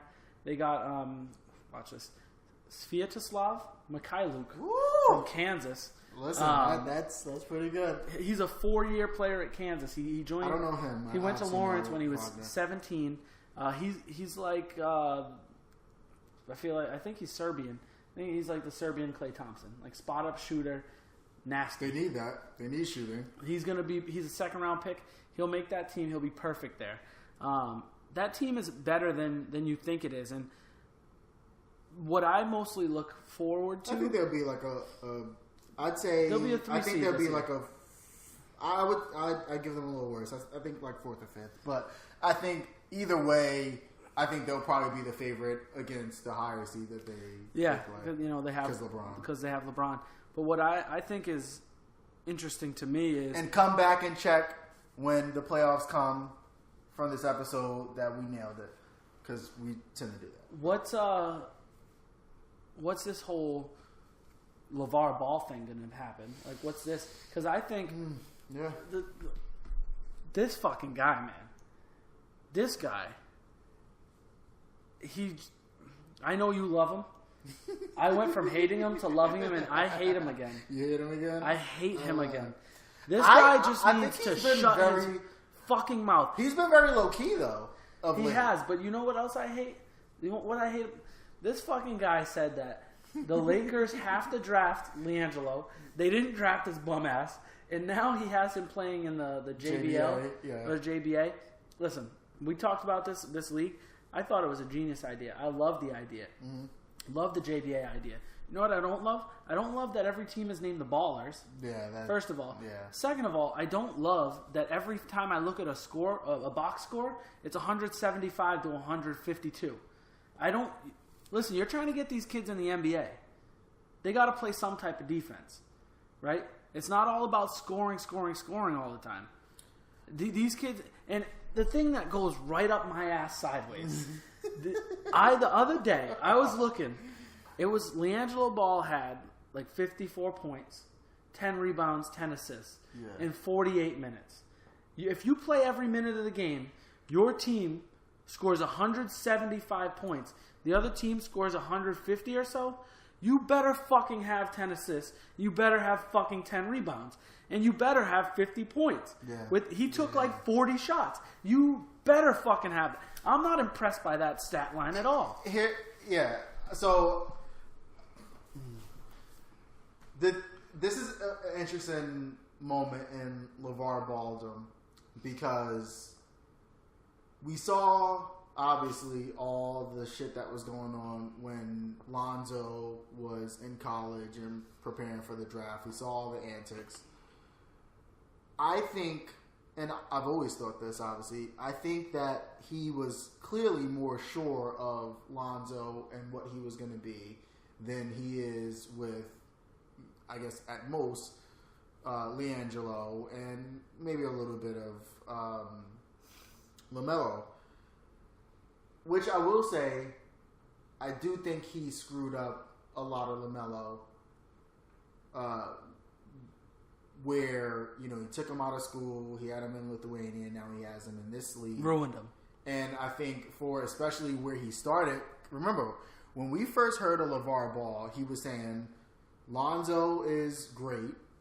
LiAngelo can score, and LaMelo is better than both of them. Didn't he just say he could beat LeBron one-on-one? He said LeVar. He thought that the same way he was saying he could beat Jordan. Yeah, because he's bigger. Which no, that's not how this works. That works for his 2 points. Yeah, 2 points a game. You have to play defense against these guys who are 20 times more athletic than you, if not more than 20 times. But I think the one thing that was going to be interesting for me and probably other people who were anticipating this was how he was going to go about this with LiAngelo and LaMelo, who, at least at this point in time, are less talented and less of a sure thing than Lonzo. And so that's where you get the Lithuania, and that's where you get this whole JBA. Now, we were talking about the JBA, and we were saying that we thought, especially when you look at the NCAA and their model, that we thought that this was a pretty genius idea. But unfortunately, or not unfortunately, to his detriment, I think he tried to make this so much into again, the ball show and about his sons, and less than looking at it as an actual business venture. And I mean, I guess you can be surprised because everything that this guy has said has been about his 3 sons. But I think if he had actually utilized his platform and the focus that was on him to make this into an actual venture, he probably could have turned this into, I mean, maybe not the first year of it, but he could have probably turned this into what could have really been a threat to the NCAA. And I mean, I think the NBA is probably taking that away with deciding to change the age restriction rule for, I think they said 2021 or 2022. Mm-hmm. So that kind of diminishes it a bit because now guys can just come out of high school, and so I mean, who is the JBA really gonna target without that rule in effect? But I think he's been quiet because I think he even knows that it's less of a proven thing, and I think obviously probably LiAngelo not being drafted or invited to any of the summer league camps, probably has been a big strike to his his confidence. But I don't know. We'll see what happens next. I mean, I think personally, if even LaMelo doesn't end up making it, I think you have a whole family now who can try to open up the Big Baller brand to other potential athletes and really be all in on making this homemade brand into what could be a competitor to the Nikes, the Adidas. Listen, this is the ball show. This is driving me fucking insane. I'm reading 3 box scores right now from shit. I think the last 3 games for LA. In the past 3 games, LiAngelo has taken 42 shots, 49 shots, and I think 52 shots in the past 3 games. He's taken, I think that adds up to close to 150 shots in 3 fucking games. I think he's a Carmelo Anthony fan. He's playing every minute. He's putting up 50 points a game pretty much. This is driving me insane. Looking at this. What's his field goal percentage? And mind you, he has a game where he scored 52 points. He went 18 for 44, 52 points. He had 6 rebounds. They had 106. They had 169 points. 3 assists. He had 3 assists. You know what's sad though? I feel like this is because I mean they weren't putting that up in the Lithuanian league that they were in, and that Lithuanian league wasn't even the top. Well, they had, I think they were in the top, but I think most of the games that we saw on Facebook was against teams that were in that second league. And they weren't putting up those numbers besides, again, those games in that showcase. They weren't putting up those types of numbers in that Lithuanian league. And, he put up 24 3-pointers in 1 game. How is it supposed to help? How is it supposed to help? One thing you have on here is Jimmer. Jimmer Fredette is a scorer and a pretty lethal scorer, and even he couldn't hack it with what I feel bad for him is one of the worst franchises in the NBA with the Kings. He had a game with 54 shots and he only scored 48 points. So if you're not even a Jimmer type of guy, how are you supposed to make it to even a summer league? Again, I came into this LeVar Ball and Ball family fandom because I felt like it was a great thing to have, this young black family and to have a father figure who was not only there, but the biggest thing I'm here for with the Ball family is the idea that they said, no, I'm not going to sign over my kids' rights to Nike, Adidas, and all them. Yeah. I'm going to do it myself. And I think a lot of people who were here for, the Big Baller brand felt the same way.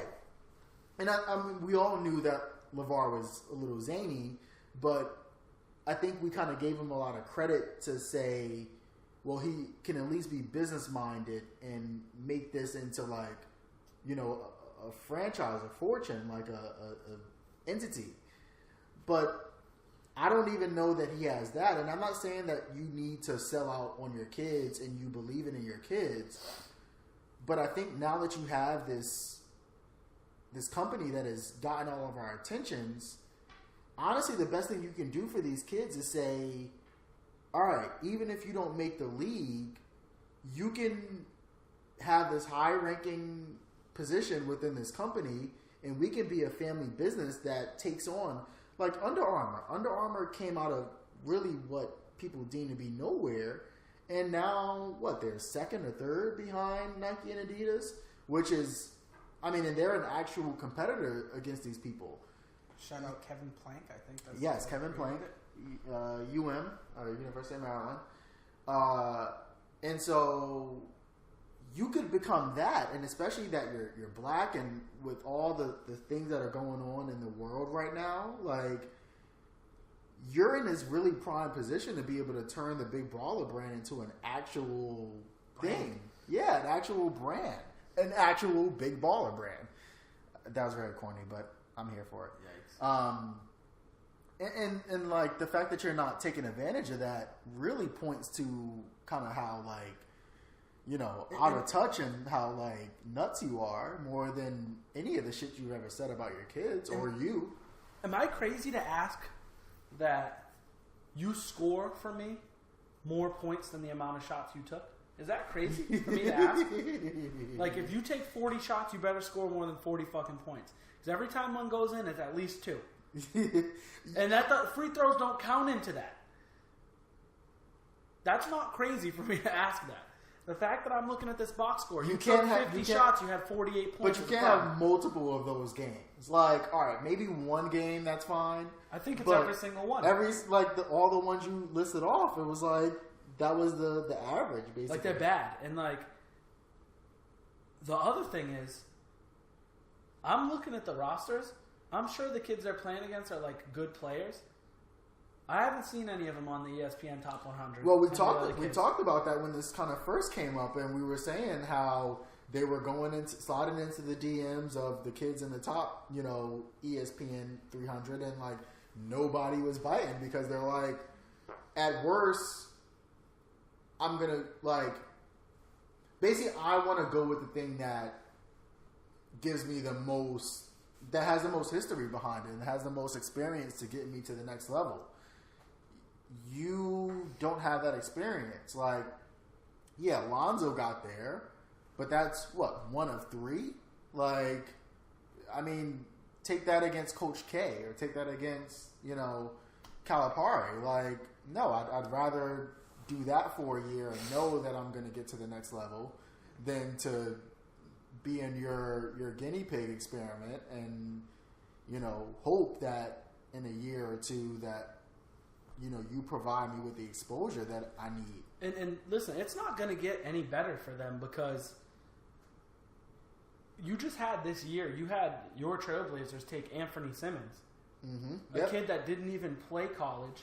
He did a year of post-grad, and he got drafted first round, 24th overall. Yeah. And he was, I think, ranked top 10 in the ESPN, you know, top 100. Kids are going to go that route more. Yeah. Because you're essentially playing against the same level of competition. It's less controversial, right? And it's not the same level of competition. You're probably playing against better. Yeah. When you're playing for IMG Academy, you're probably playing against better competition than when you're playing in the JBA. Yeah. Playing against the guys that they bring in. And, you know, IMG Academy is more well respected than the JBA because no one in the NBA wants to touch the Ball family.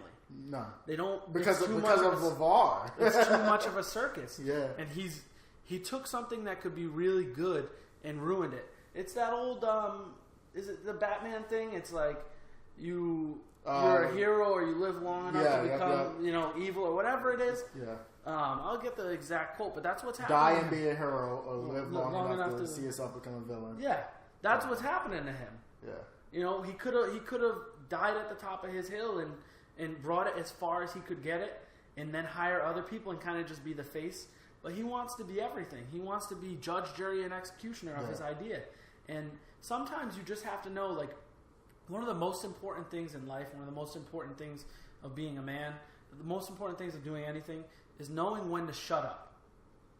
You save yourself so much trouble just knowing when to shut up and not when to say something.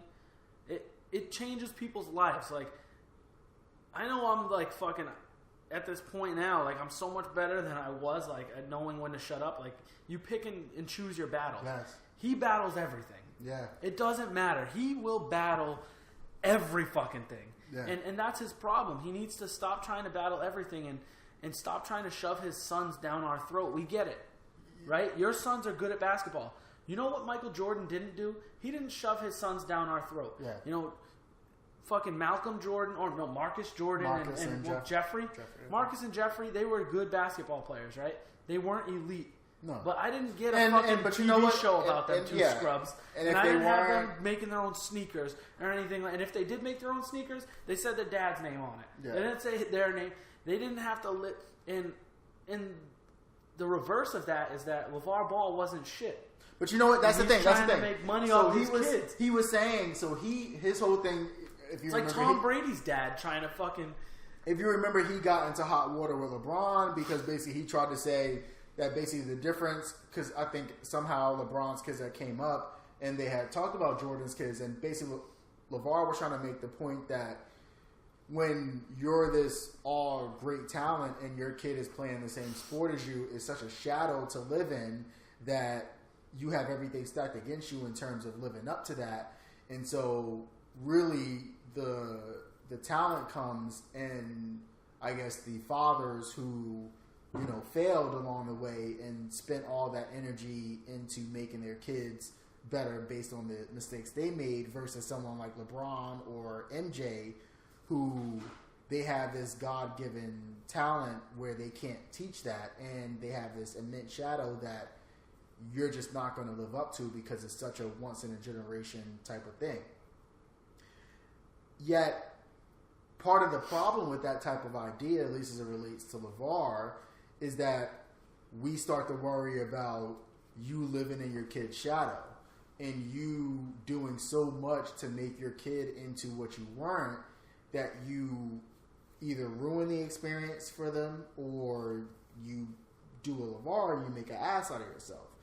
And as somebody who, you know, works with youth and have worked with youth in sports and have been around parents, I can very surely say that parents are the worst thing about youth sports because of all the expectations and just pressure that they put on these kids at a really young age to be this, that.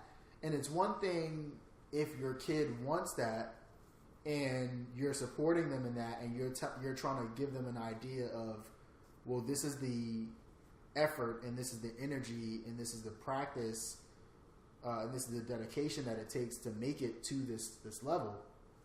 I don't know if we talked, I'm pretty sure we have, and I'm sure the numbers on this have changed, but the percentage of people who make it to the pros is like between 1% and 3% of the population who are taking part in that.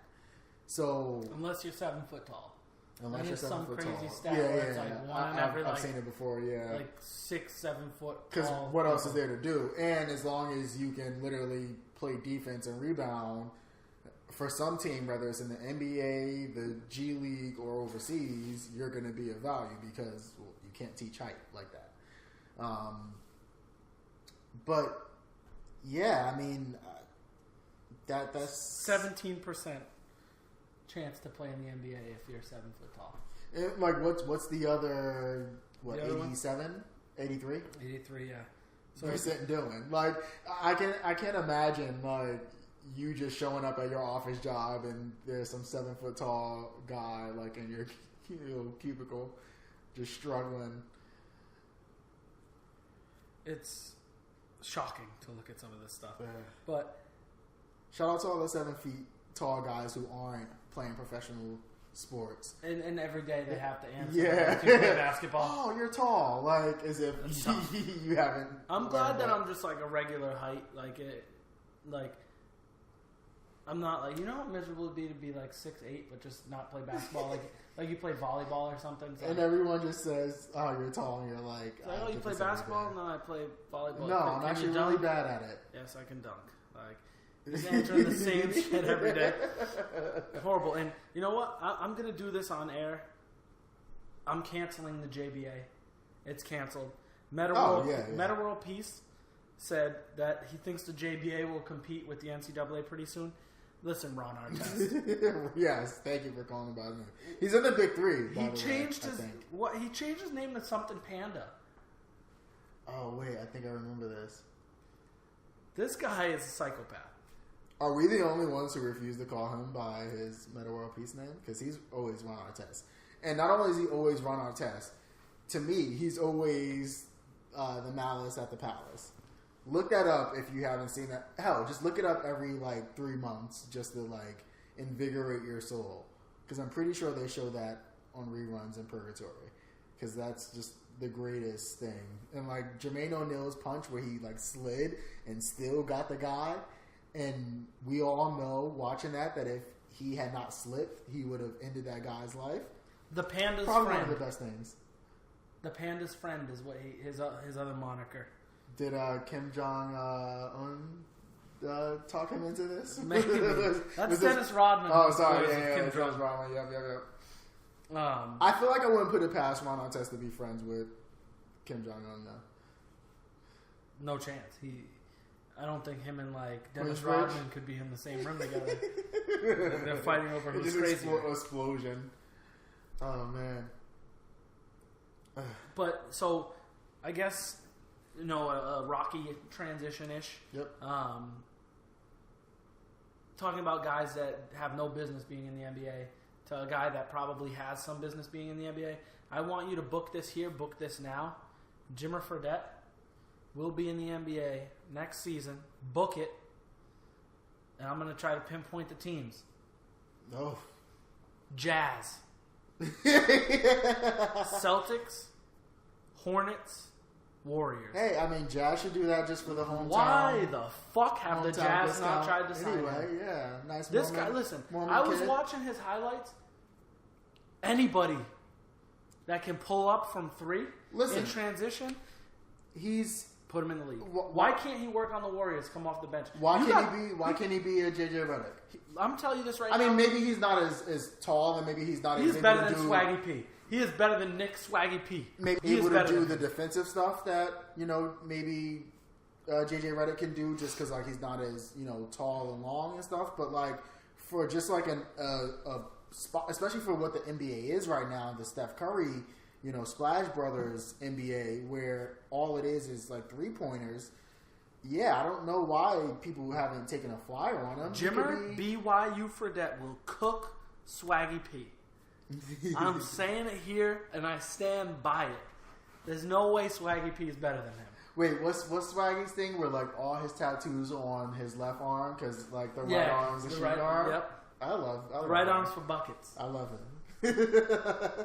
I love him. Jimmer, wait, didn't he leave? He left the Warriors, right? I don't think they signed him again. I don't know if he signed with somebody else, but Jimmer is in the TBT. Shout out to us. We actually went to the final of the first TBT. Mm-hmm.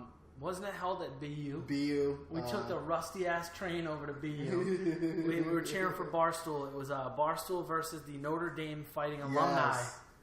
Yes. The Fighting Alumni pulled that win off.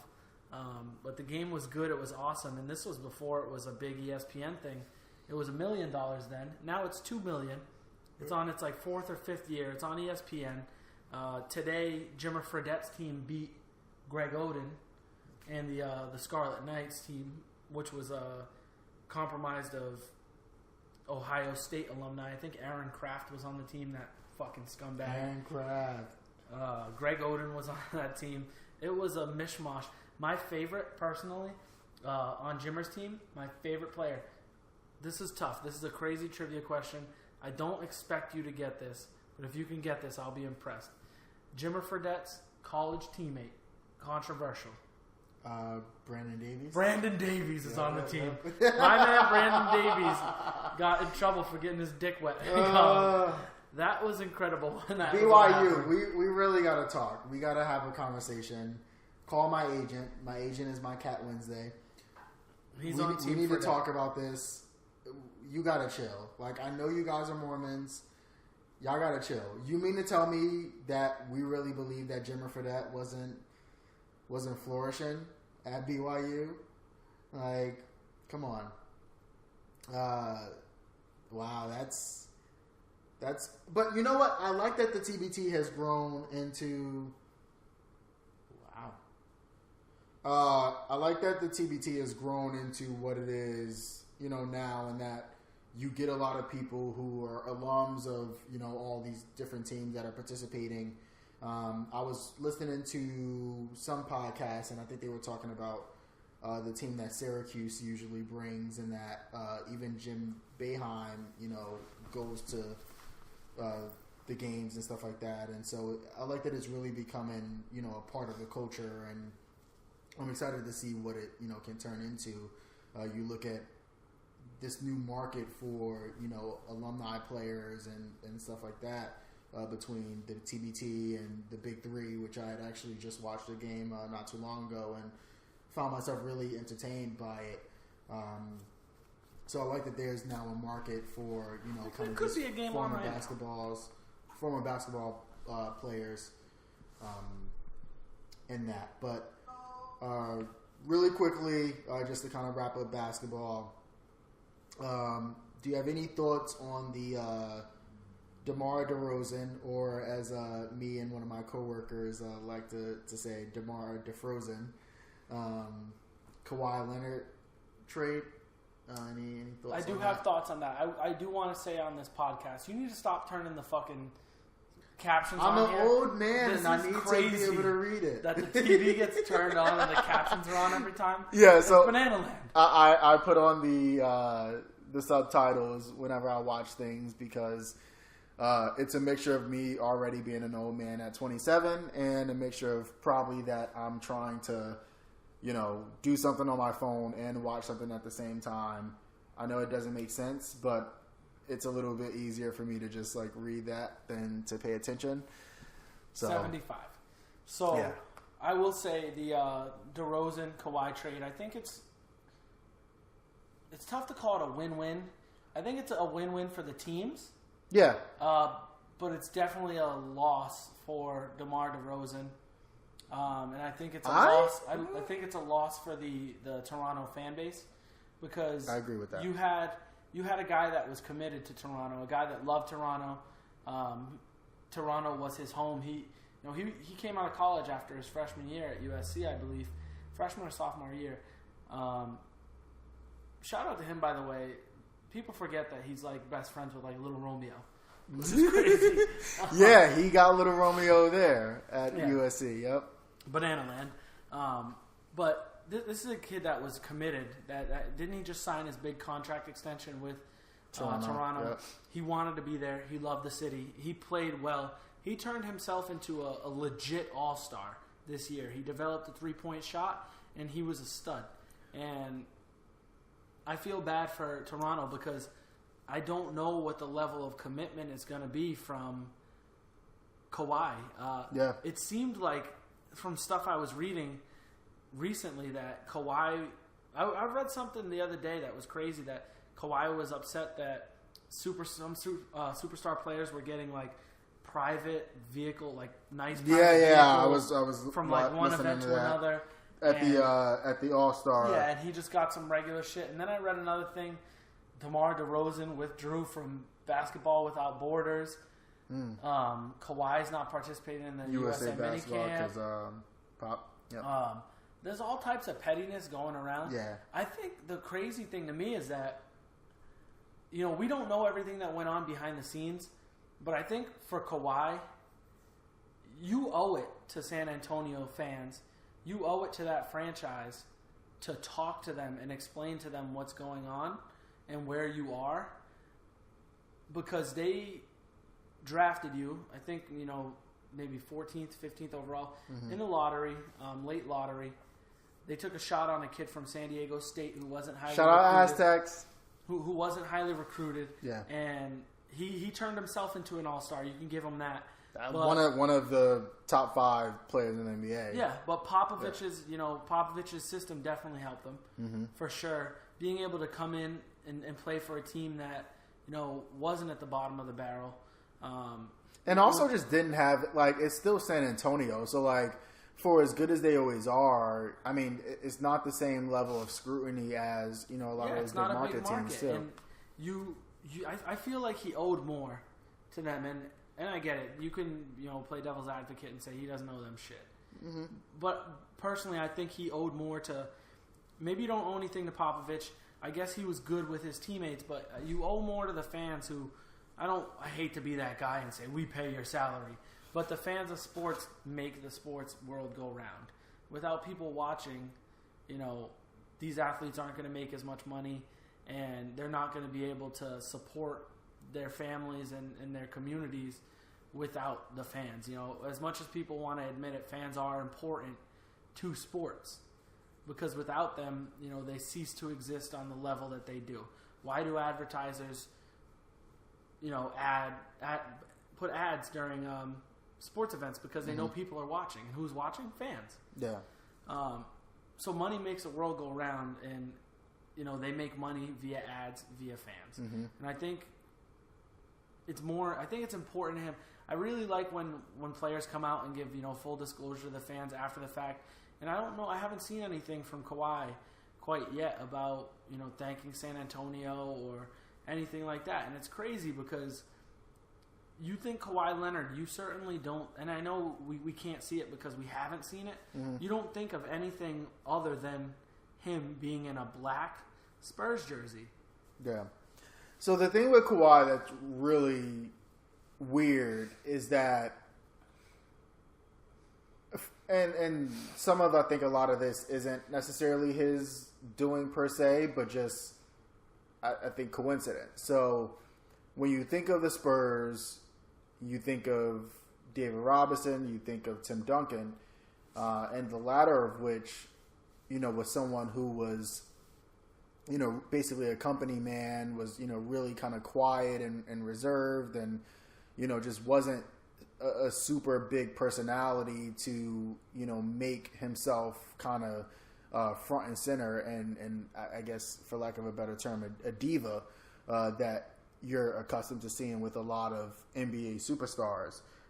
He was somebody who really allowed the Spurs to be coached by Popovich because as you hear all the time and you hear it too with the Patriots, where you don't get that kind of special treatment. And, Belichick / Popovich will yell at the star the same way that, they will yell at somebody who's on the cusp of making the team.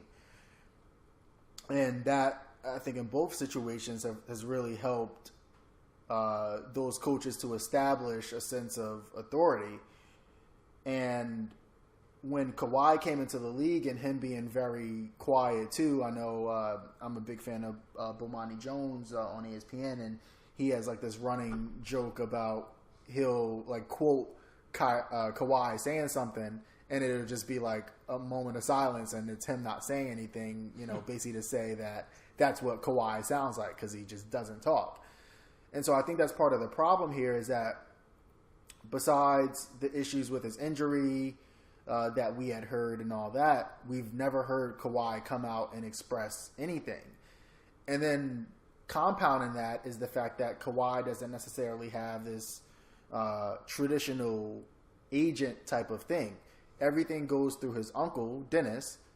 And even, I believe I was hearing something about the agent that he does have isn't even really an NBA agent and is kind of connected to him through some type of business venture that his uncle is in. So, there's a really weird situation in terms of who his people is. We know that his uncle speaks kind of on his behalf or for him, but, we don't really know anything. I mean, I think the only thing we've been able to kind of piece together is that Kawhi had an injury. He felt like he wasn't, good to come back or what have you. I think there was, a allegation of a misdiagnosis on behalf of the Spurs. We know that Tony Parker kind of came out and commented saying that he had a similar injury and his was like 100 times worse, which, obviously if you're Kawhi, that's not going to sit well with you. And that's really it. That's really all we know.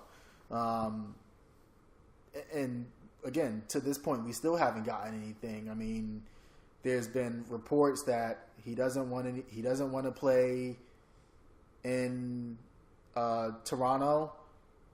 Then there was a report that came out that said he's going to love Toronto.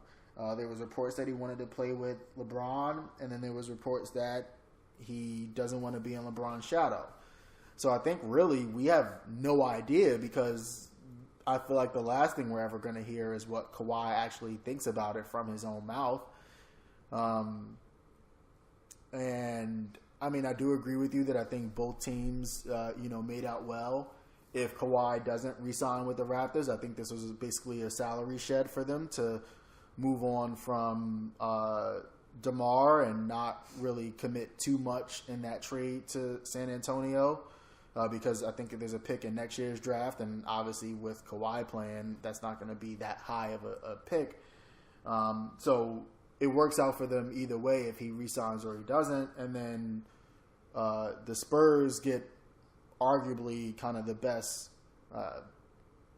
ready now, prospect, or not prospect, but, player that they could have gotten, because I'm sure Danny Ainge wasn't willing to, get rid of anything substantial without they pretty promise. much said that the Celtics were willing to offer all of their best draft assets, but no actual players. So that's understandable. But I mean, we'll see what happens. I know I am personally rooting for Kawhi to stay in Toronto. I know that that's a team that struggles to get free agents because it's in another country, and I think a lot of people who the taxes are a little more. The taxes as well, which I don't know if that's actually true. I've always heard that, but I feel like, again, I think that's part of the narrative of Toronto, is that we've always heard that you pay Canadian taxes, you pay, kind of traditional taxes as well. And I'm not really sure if that's the case. But I mean, obviously, while I've never been, I've heard a lot about Toronto, and I can imagine that it's a really awesome, multicultural city that a young guy would really enjoy, like Kawhi. And so, I mean, not to say that it's the exact same reasons, but I wouldn't be against if, a Paul George type of situation happened there, especially when, as Paul George said himself, the Lakers had the capability to, pull a trade for me. I expressed wanting to go there, and they didn't do it. So it'd be interesting to see if in a year's time, if Kawhi finds that he likes Toronto a little more than he thought going into it, and he has an attitude like, the Lakers could have had me. They didn't want to give up what it took to get me. And so, I want to be where somebody likes me. And I think if Kawhi spent, 7, 8 years in San Antonio with, I guess, no real issues that we know of until recently, then I think, he'll like Toronto just as good. So I'm pulling for him to resign. I think DeRozan, for as upset as he is, his number is going to be retired by the Raptors. He's arguably the best player that they've had, and especially for him wanting to stay there, that's been a new thing with obviously them having T-Mac and Vince Carter and a bunch of other stars in the past. who have, Chris Bosh, who have all decided to leave. So he'll be in the Raptors. Pardon the pun. Rafters is what I meant to say. But he'll be in the Rafters, there at the end of his career, and I think he's in good hands, being in San Antonio under a really good coach with Popovich. So moving on, and I know this has been, a pretty long episode, but we've been away for a while, so we're getting our bearings, and the summer has gone by very fast. So we had a lot to kind of go over. Obviously, we couldn't end this without talking about literally the event of the summer in the FIFA World Cup, which is, while we cover a lot of American sports, the World Cup is the biggest sporting event in the entire world because actual football, is the biggest sport in the world. And so, we had a lot going on there. I think for me, a really entertaining World Cup with some of the upsets we had and things like that. France wound up, winning it all, but I know for you as a big Germany fan and just a pretty big soccer fan overall, what were your kind of thoughts of how the World Cup went down?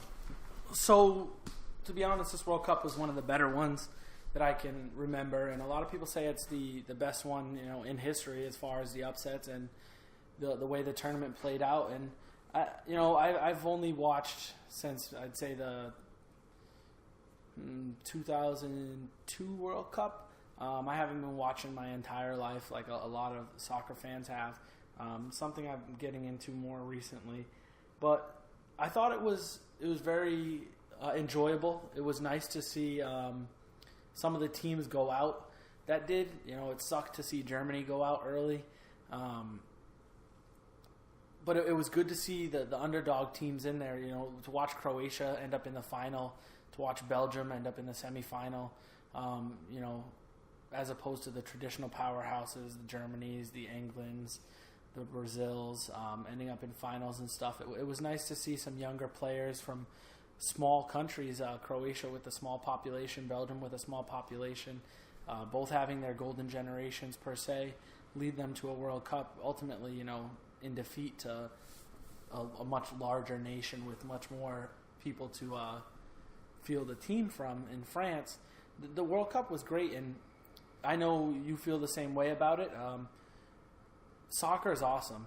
I think as Americans, we have a hard time struggling to accept and embrace things that either we aren't good at nationally or that didn't start here.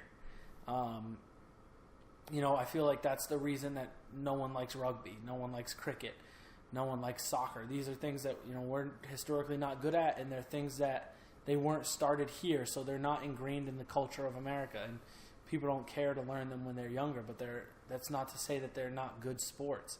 Shout out you. Mm-hmm. I know during the World Cup we were both very excited to find out that the 2026 World Cup was awarded to North America. But let's be honest, it was awarded to the United States. Yeah. There's 80 games, 60 of them are going to be in the U.S., 10 in Canada, 10 in Mexico.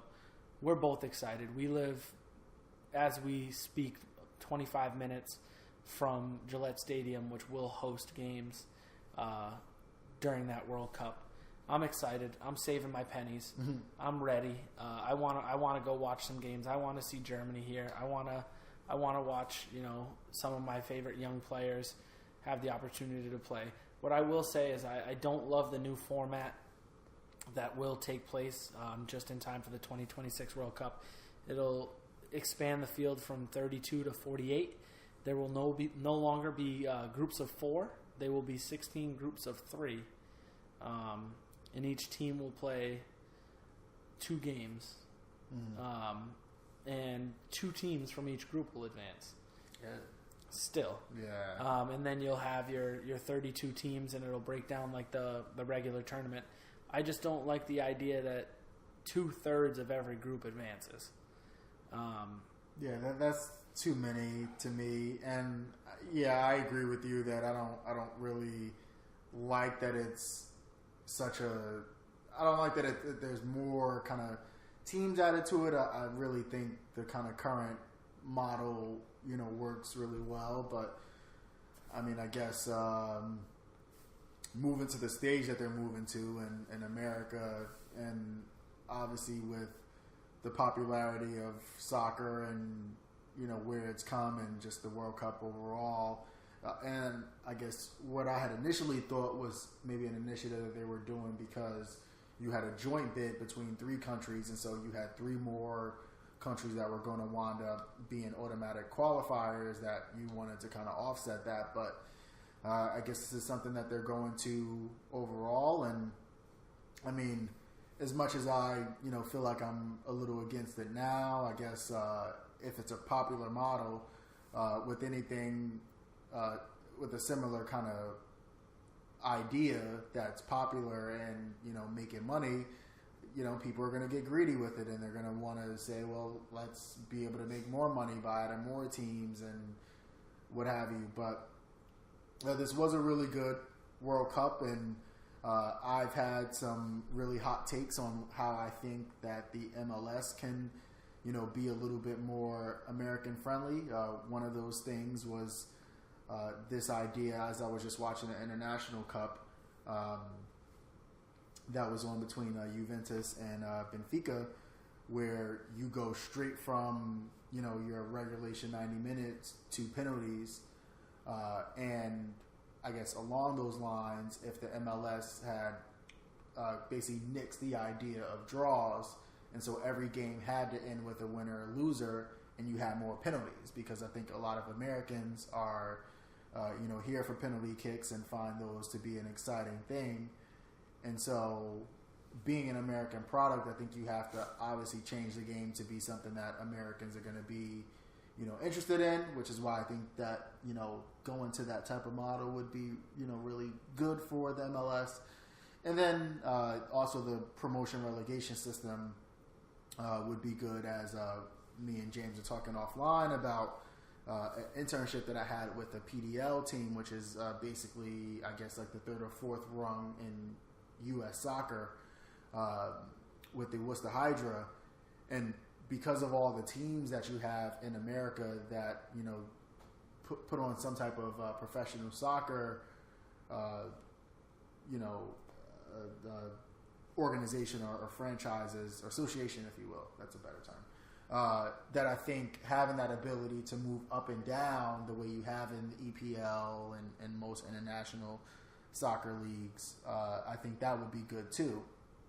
I do have a hot take about how long the NFL is going to last for, and thinking that maybe within the next 8 years that with with the World Cup coming to North America, considering that the last time they were here, we wound up with the MLS after they left, kind of figuring out and trying to forecast what the impact will be on American soccer and MLS in 2026. I think my hot take is that in that span of time, with the NFL, all the shit that they have going on with CTE and concussions, and a lot of people in this day and age basically swearing not to have their kids play football, that I do think, given the popularity and the results and the feedback that this World Cup had,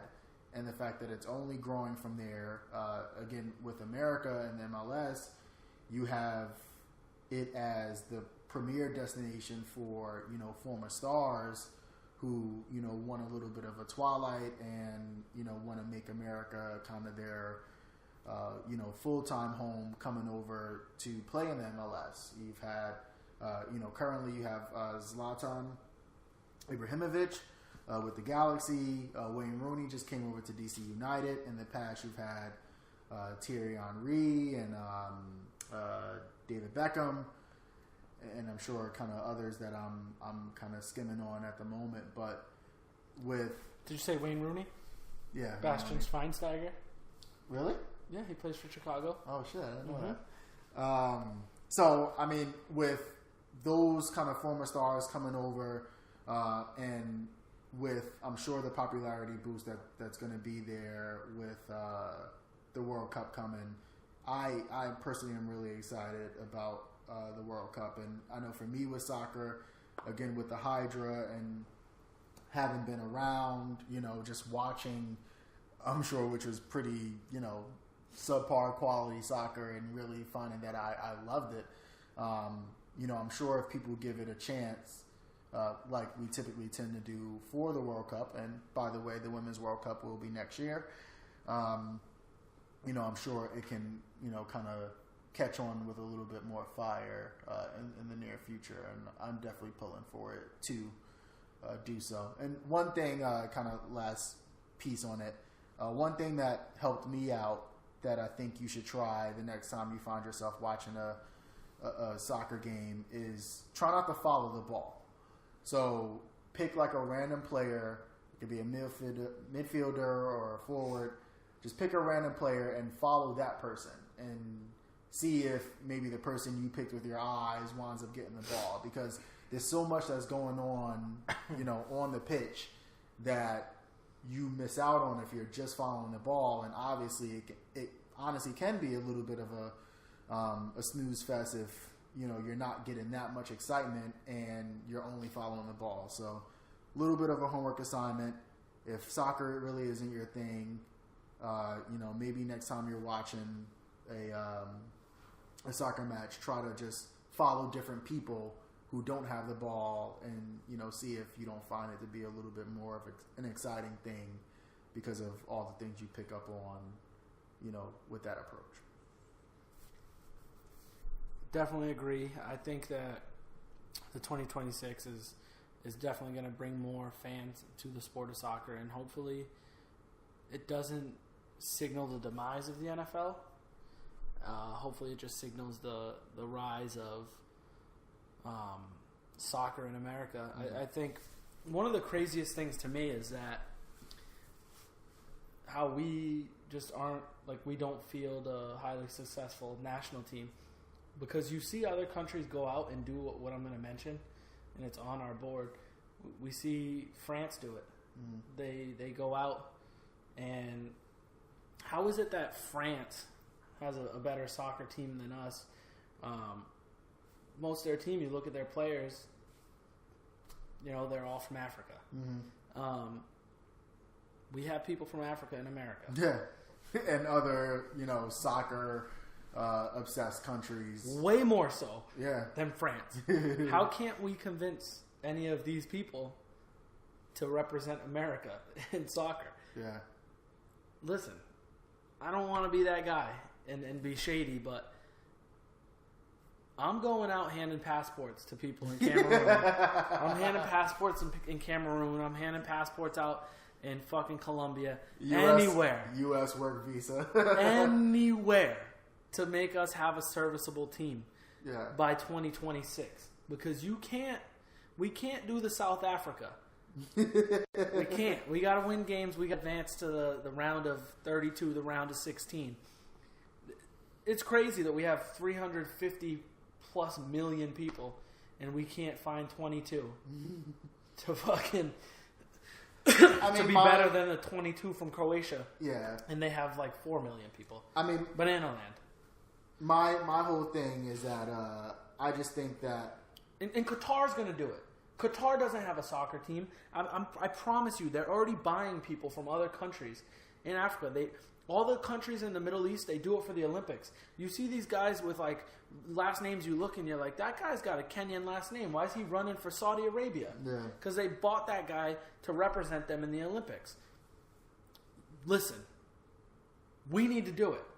I just think because right now in the background on mute we have the TV on and it's the Cubs and the Cardinals playing.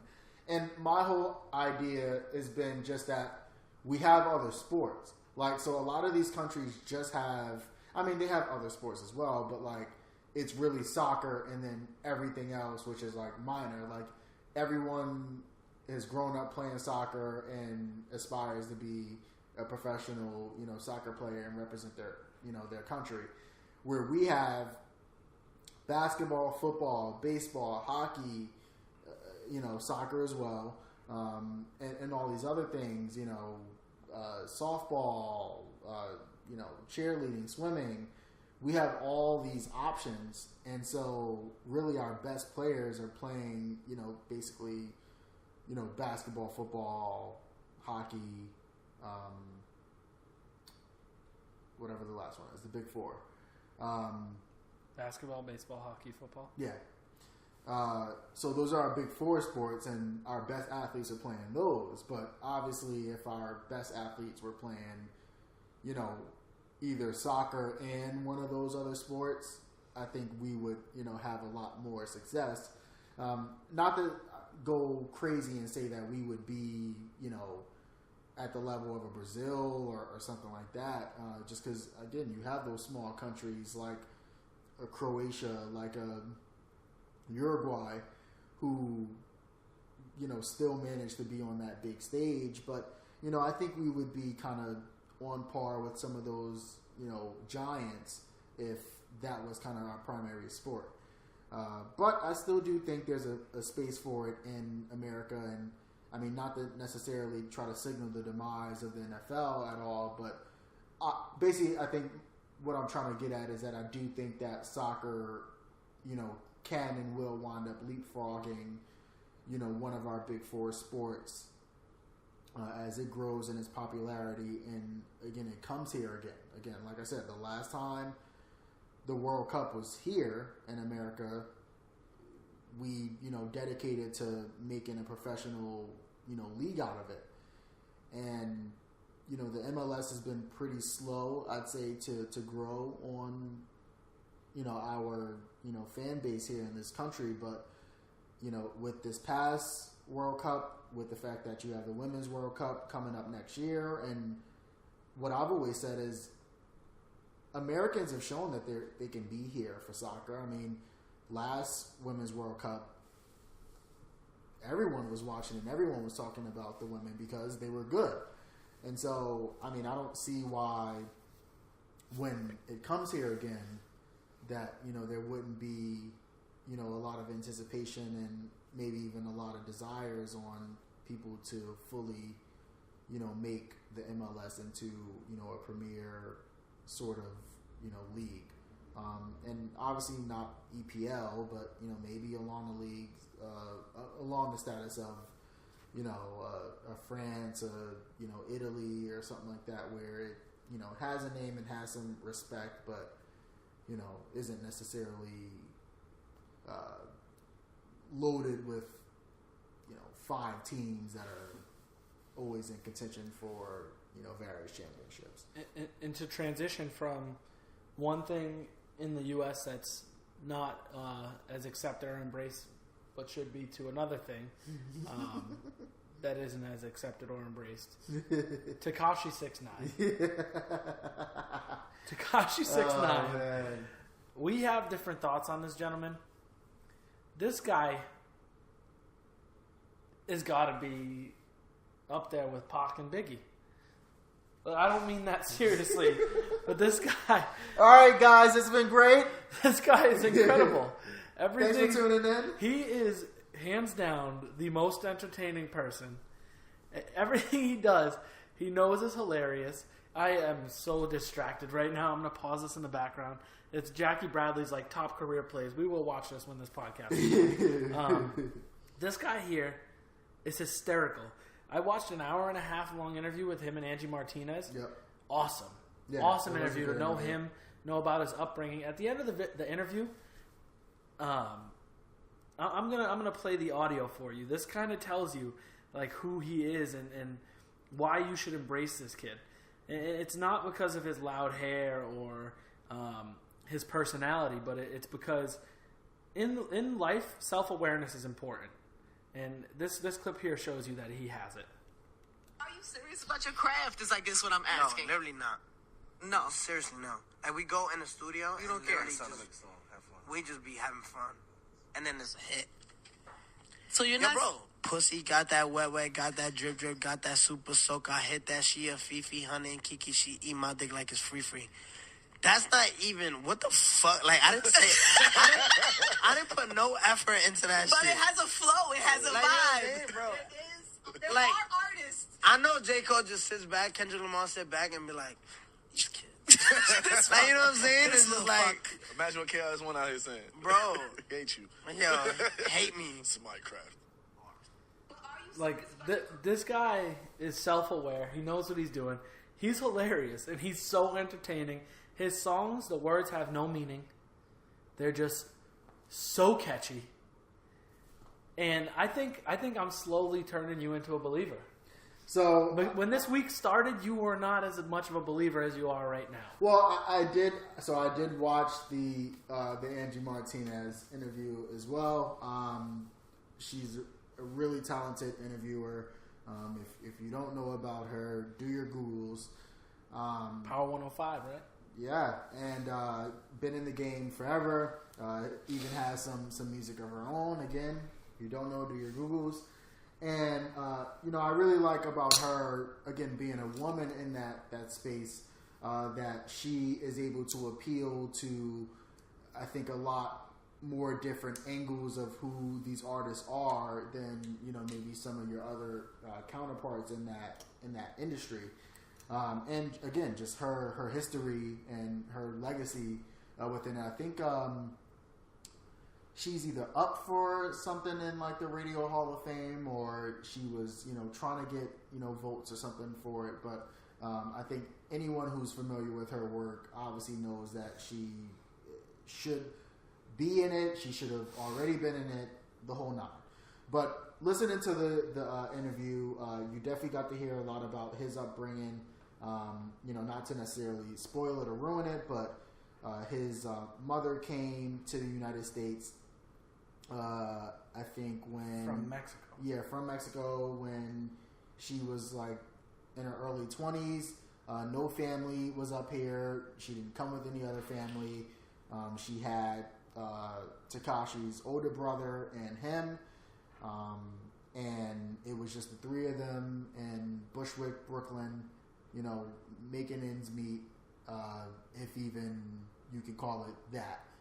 And basically he had a stepfather in his life who he was I think around the corner from when he got gunned down when Tekashi was 13 years old. And you could tell watching the interview that was such a poignant time in his life that really changed his outlook. And he talked about how I think that was the summer of his 8th grade year, and he didn't even end up going to high school. He got into like a pretty bad crowd. What And did he say? He used to eat Mike and Ike's on water. yeah, Mike and Ike's and water. He wasn't eating and anything. And obviously anyone who is familiar with just mental health and depression and stuff like that, and just dealing with grief overall, can obviously empathize with that type of situation, and understand for someone so young, who has so much more development, you can really feel for what the rest of his life was. And I think regardless of what you feel about his antics and his music, just on a human level, a human decency level, I think you have to be pretty proud and happy for someone with that experience growing up in an inner city and with that background, that he's in a position where he's doing something productive with his life in terms of being a musician and making money.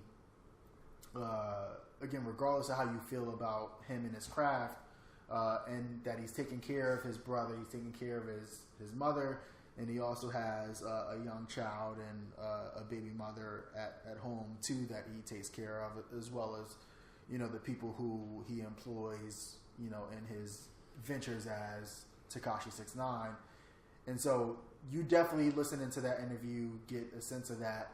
And I really think that that's the benefit of having interviews and having radio and stuff like that, and these personalities, because you get to hear a little bit more about the person behind the music, where you may not necessarily fuck with the music that heavy, but you can say, coming out of an interview, like, wow, I really respect this person, and you know what, maybe I will go back and try to listen to their music with a different perspective, or maybe I'll be a little bit less critical of what they're doing, or maybe you just understand a little bit more of the antics, and you don't look at it as, all right, this kid just a punk and fuck him, but you understand that it's trolling. You understand that it's really business minded and marketing minded, where as he said numerous times and in numerous interviews, that he is, one of the highest selling artists in New York City,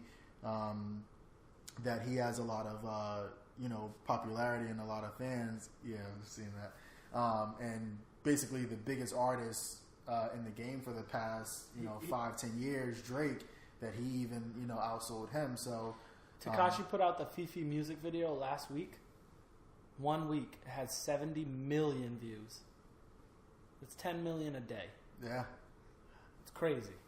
So, definitely, if you're listening to this and you have, a free hour and a half, which you probably have if you've made it to this mark of this podcast, definitely check that out. Tekashi 6ix9ine's Angie Martinez interview.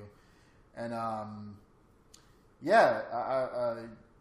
I definitely think, again, like I said, to kind of wrap that up, I think those interviews definitely help you to really get a different perspective on those artists and, really anybody that they interview to, get a little bit more of the person behind the music. I think, I think sometimes we forget within music, because music is such a personal thing that we can really connect with.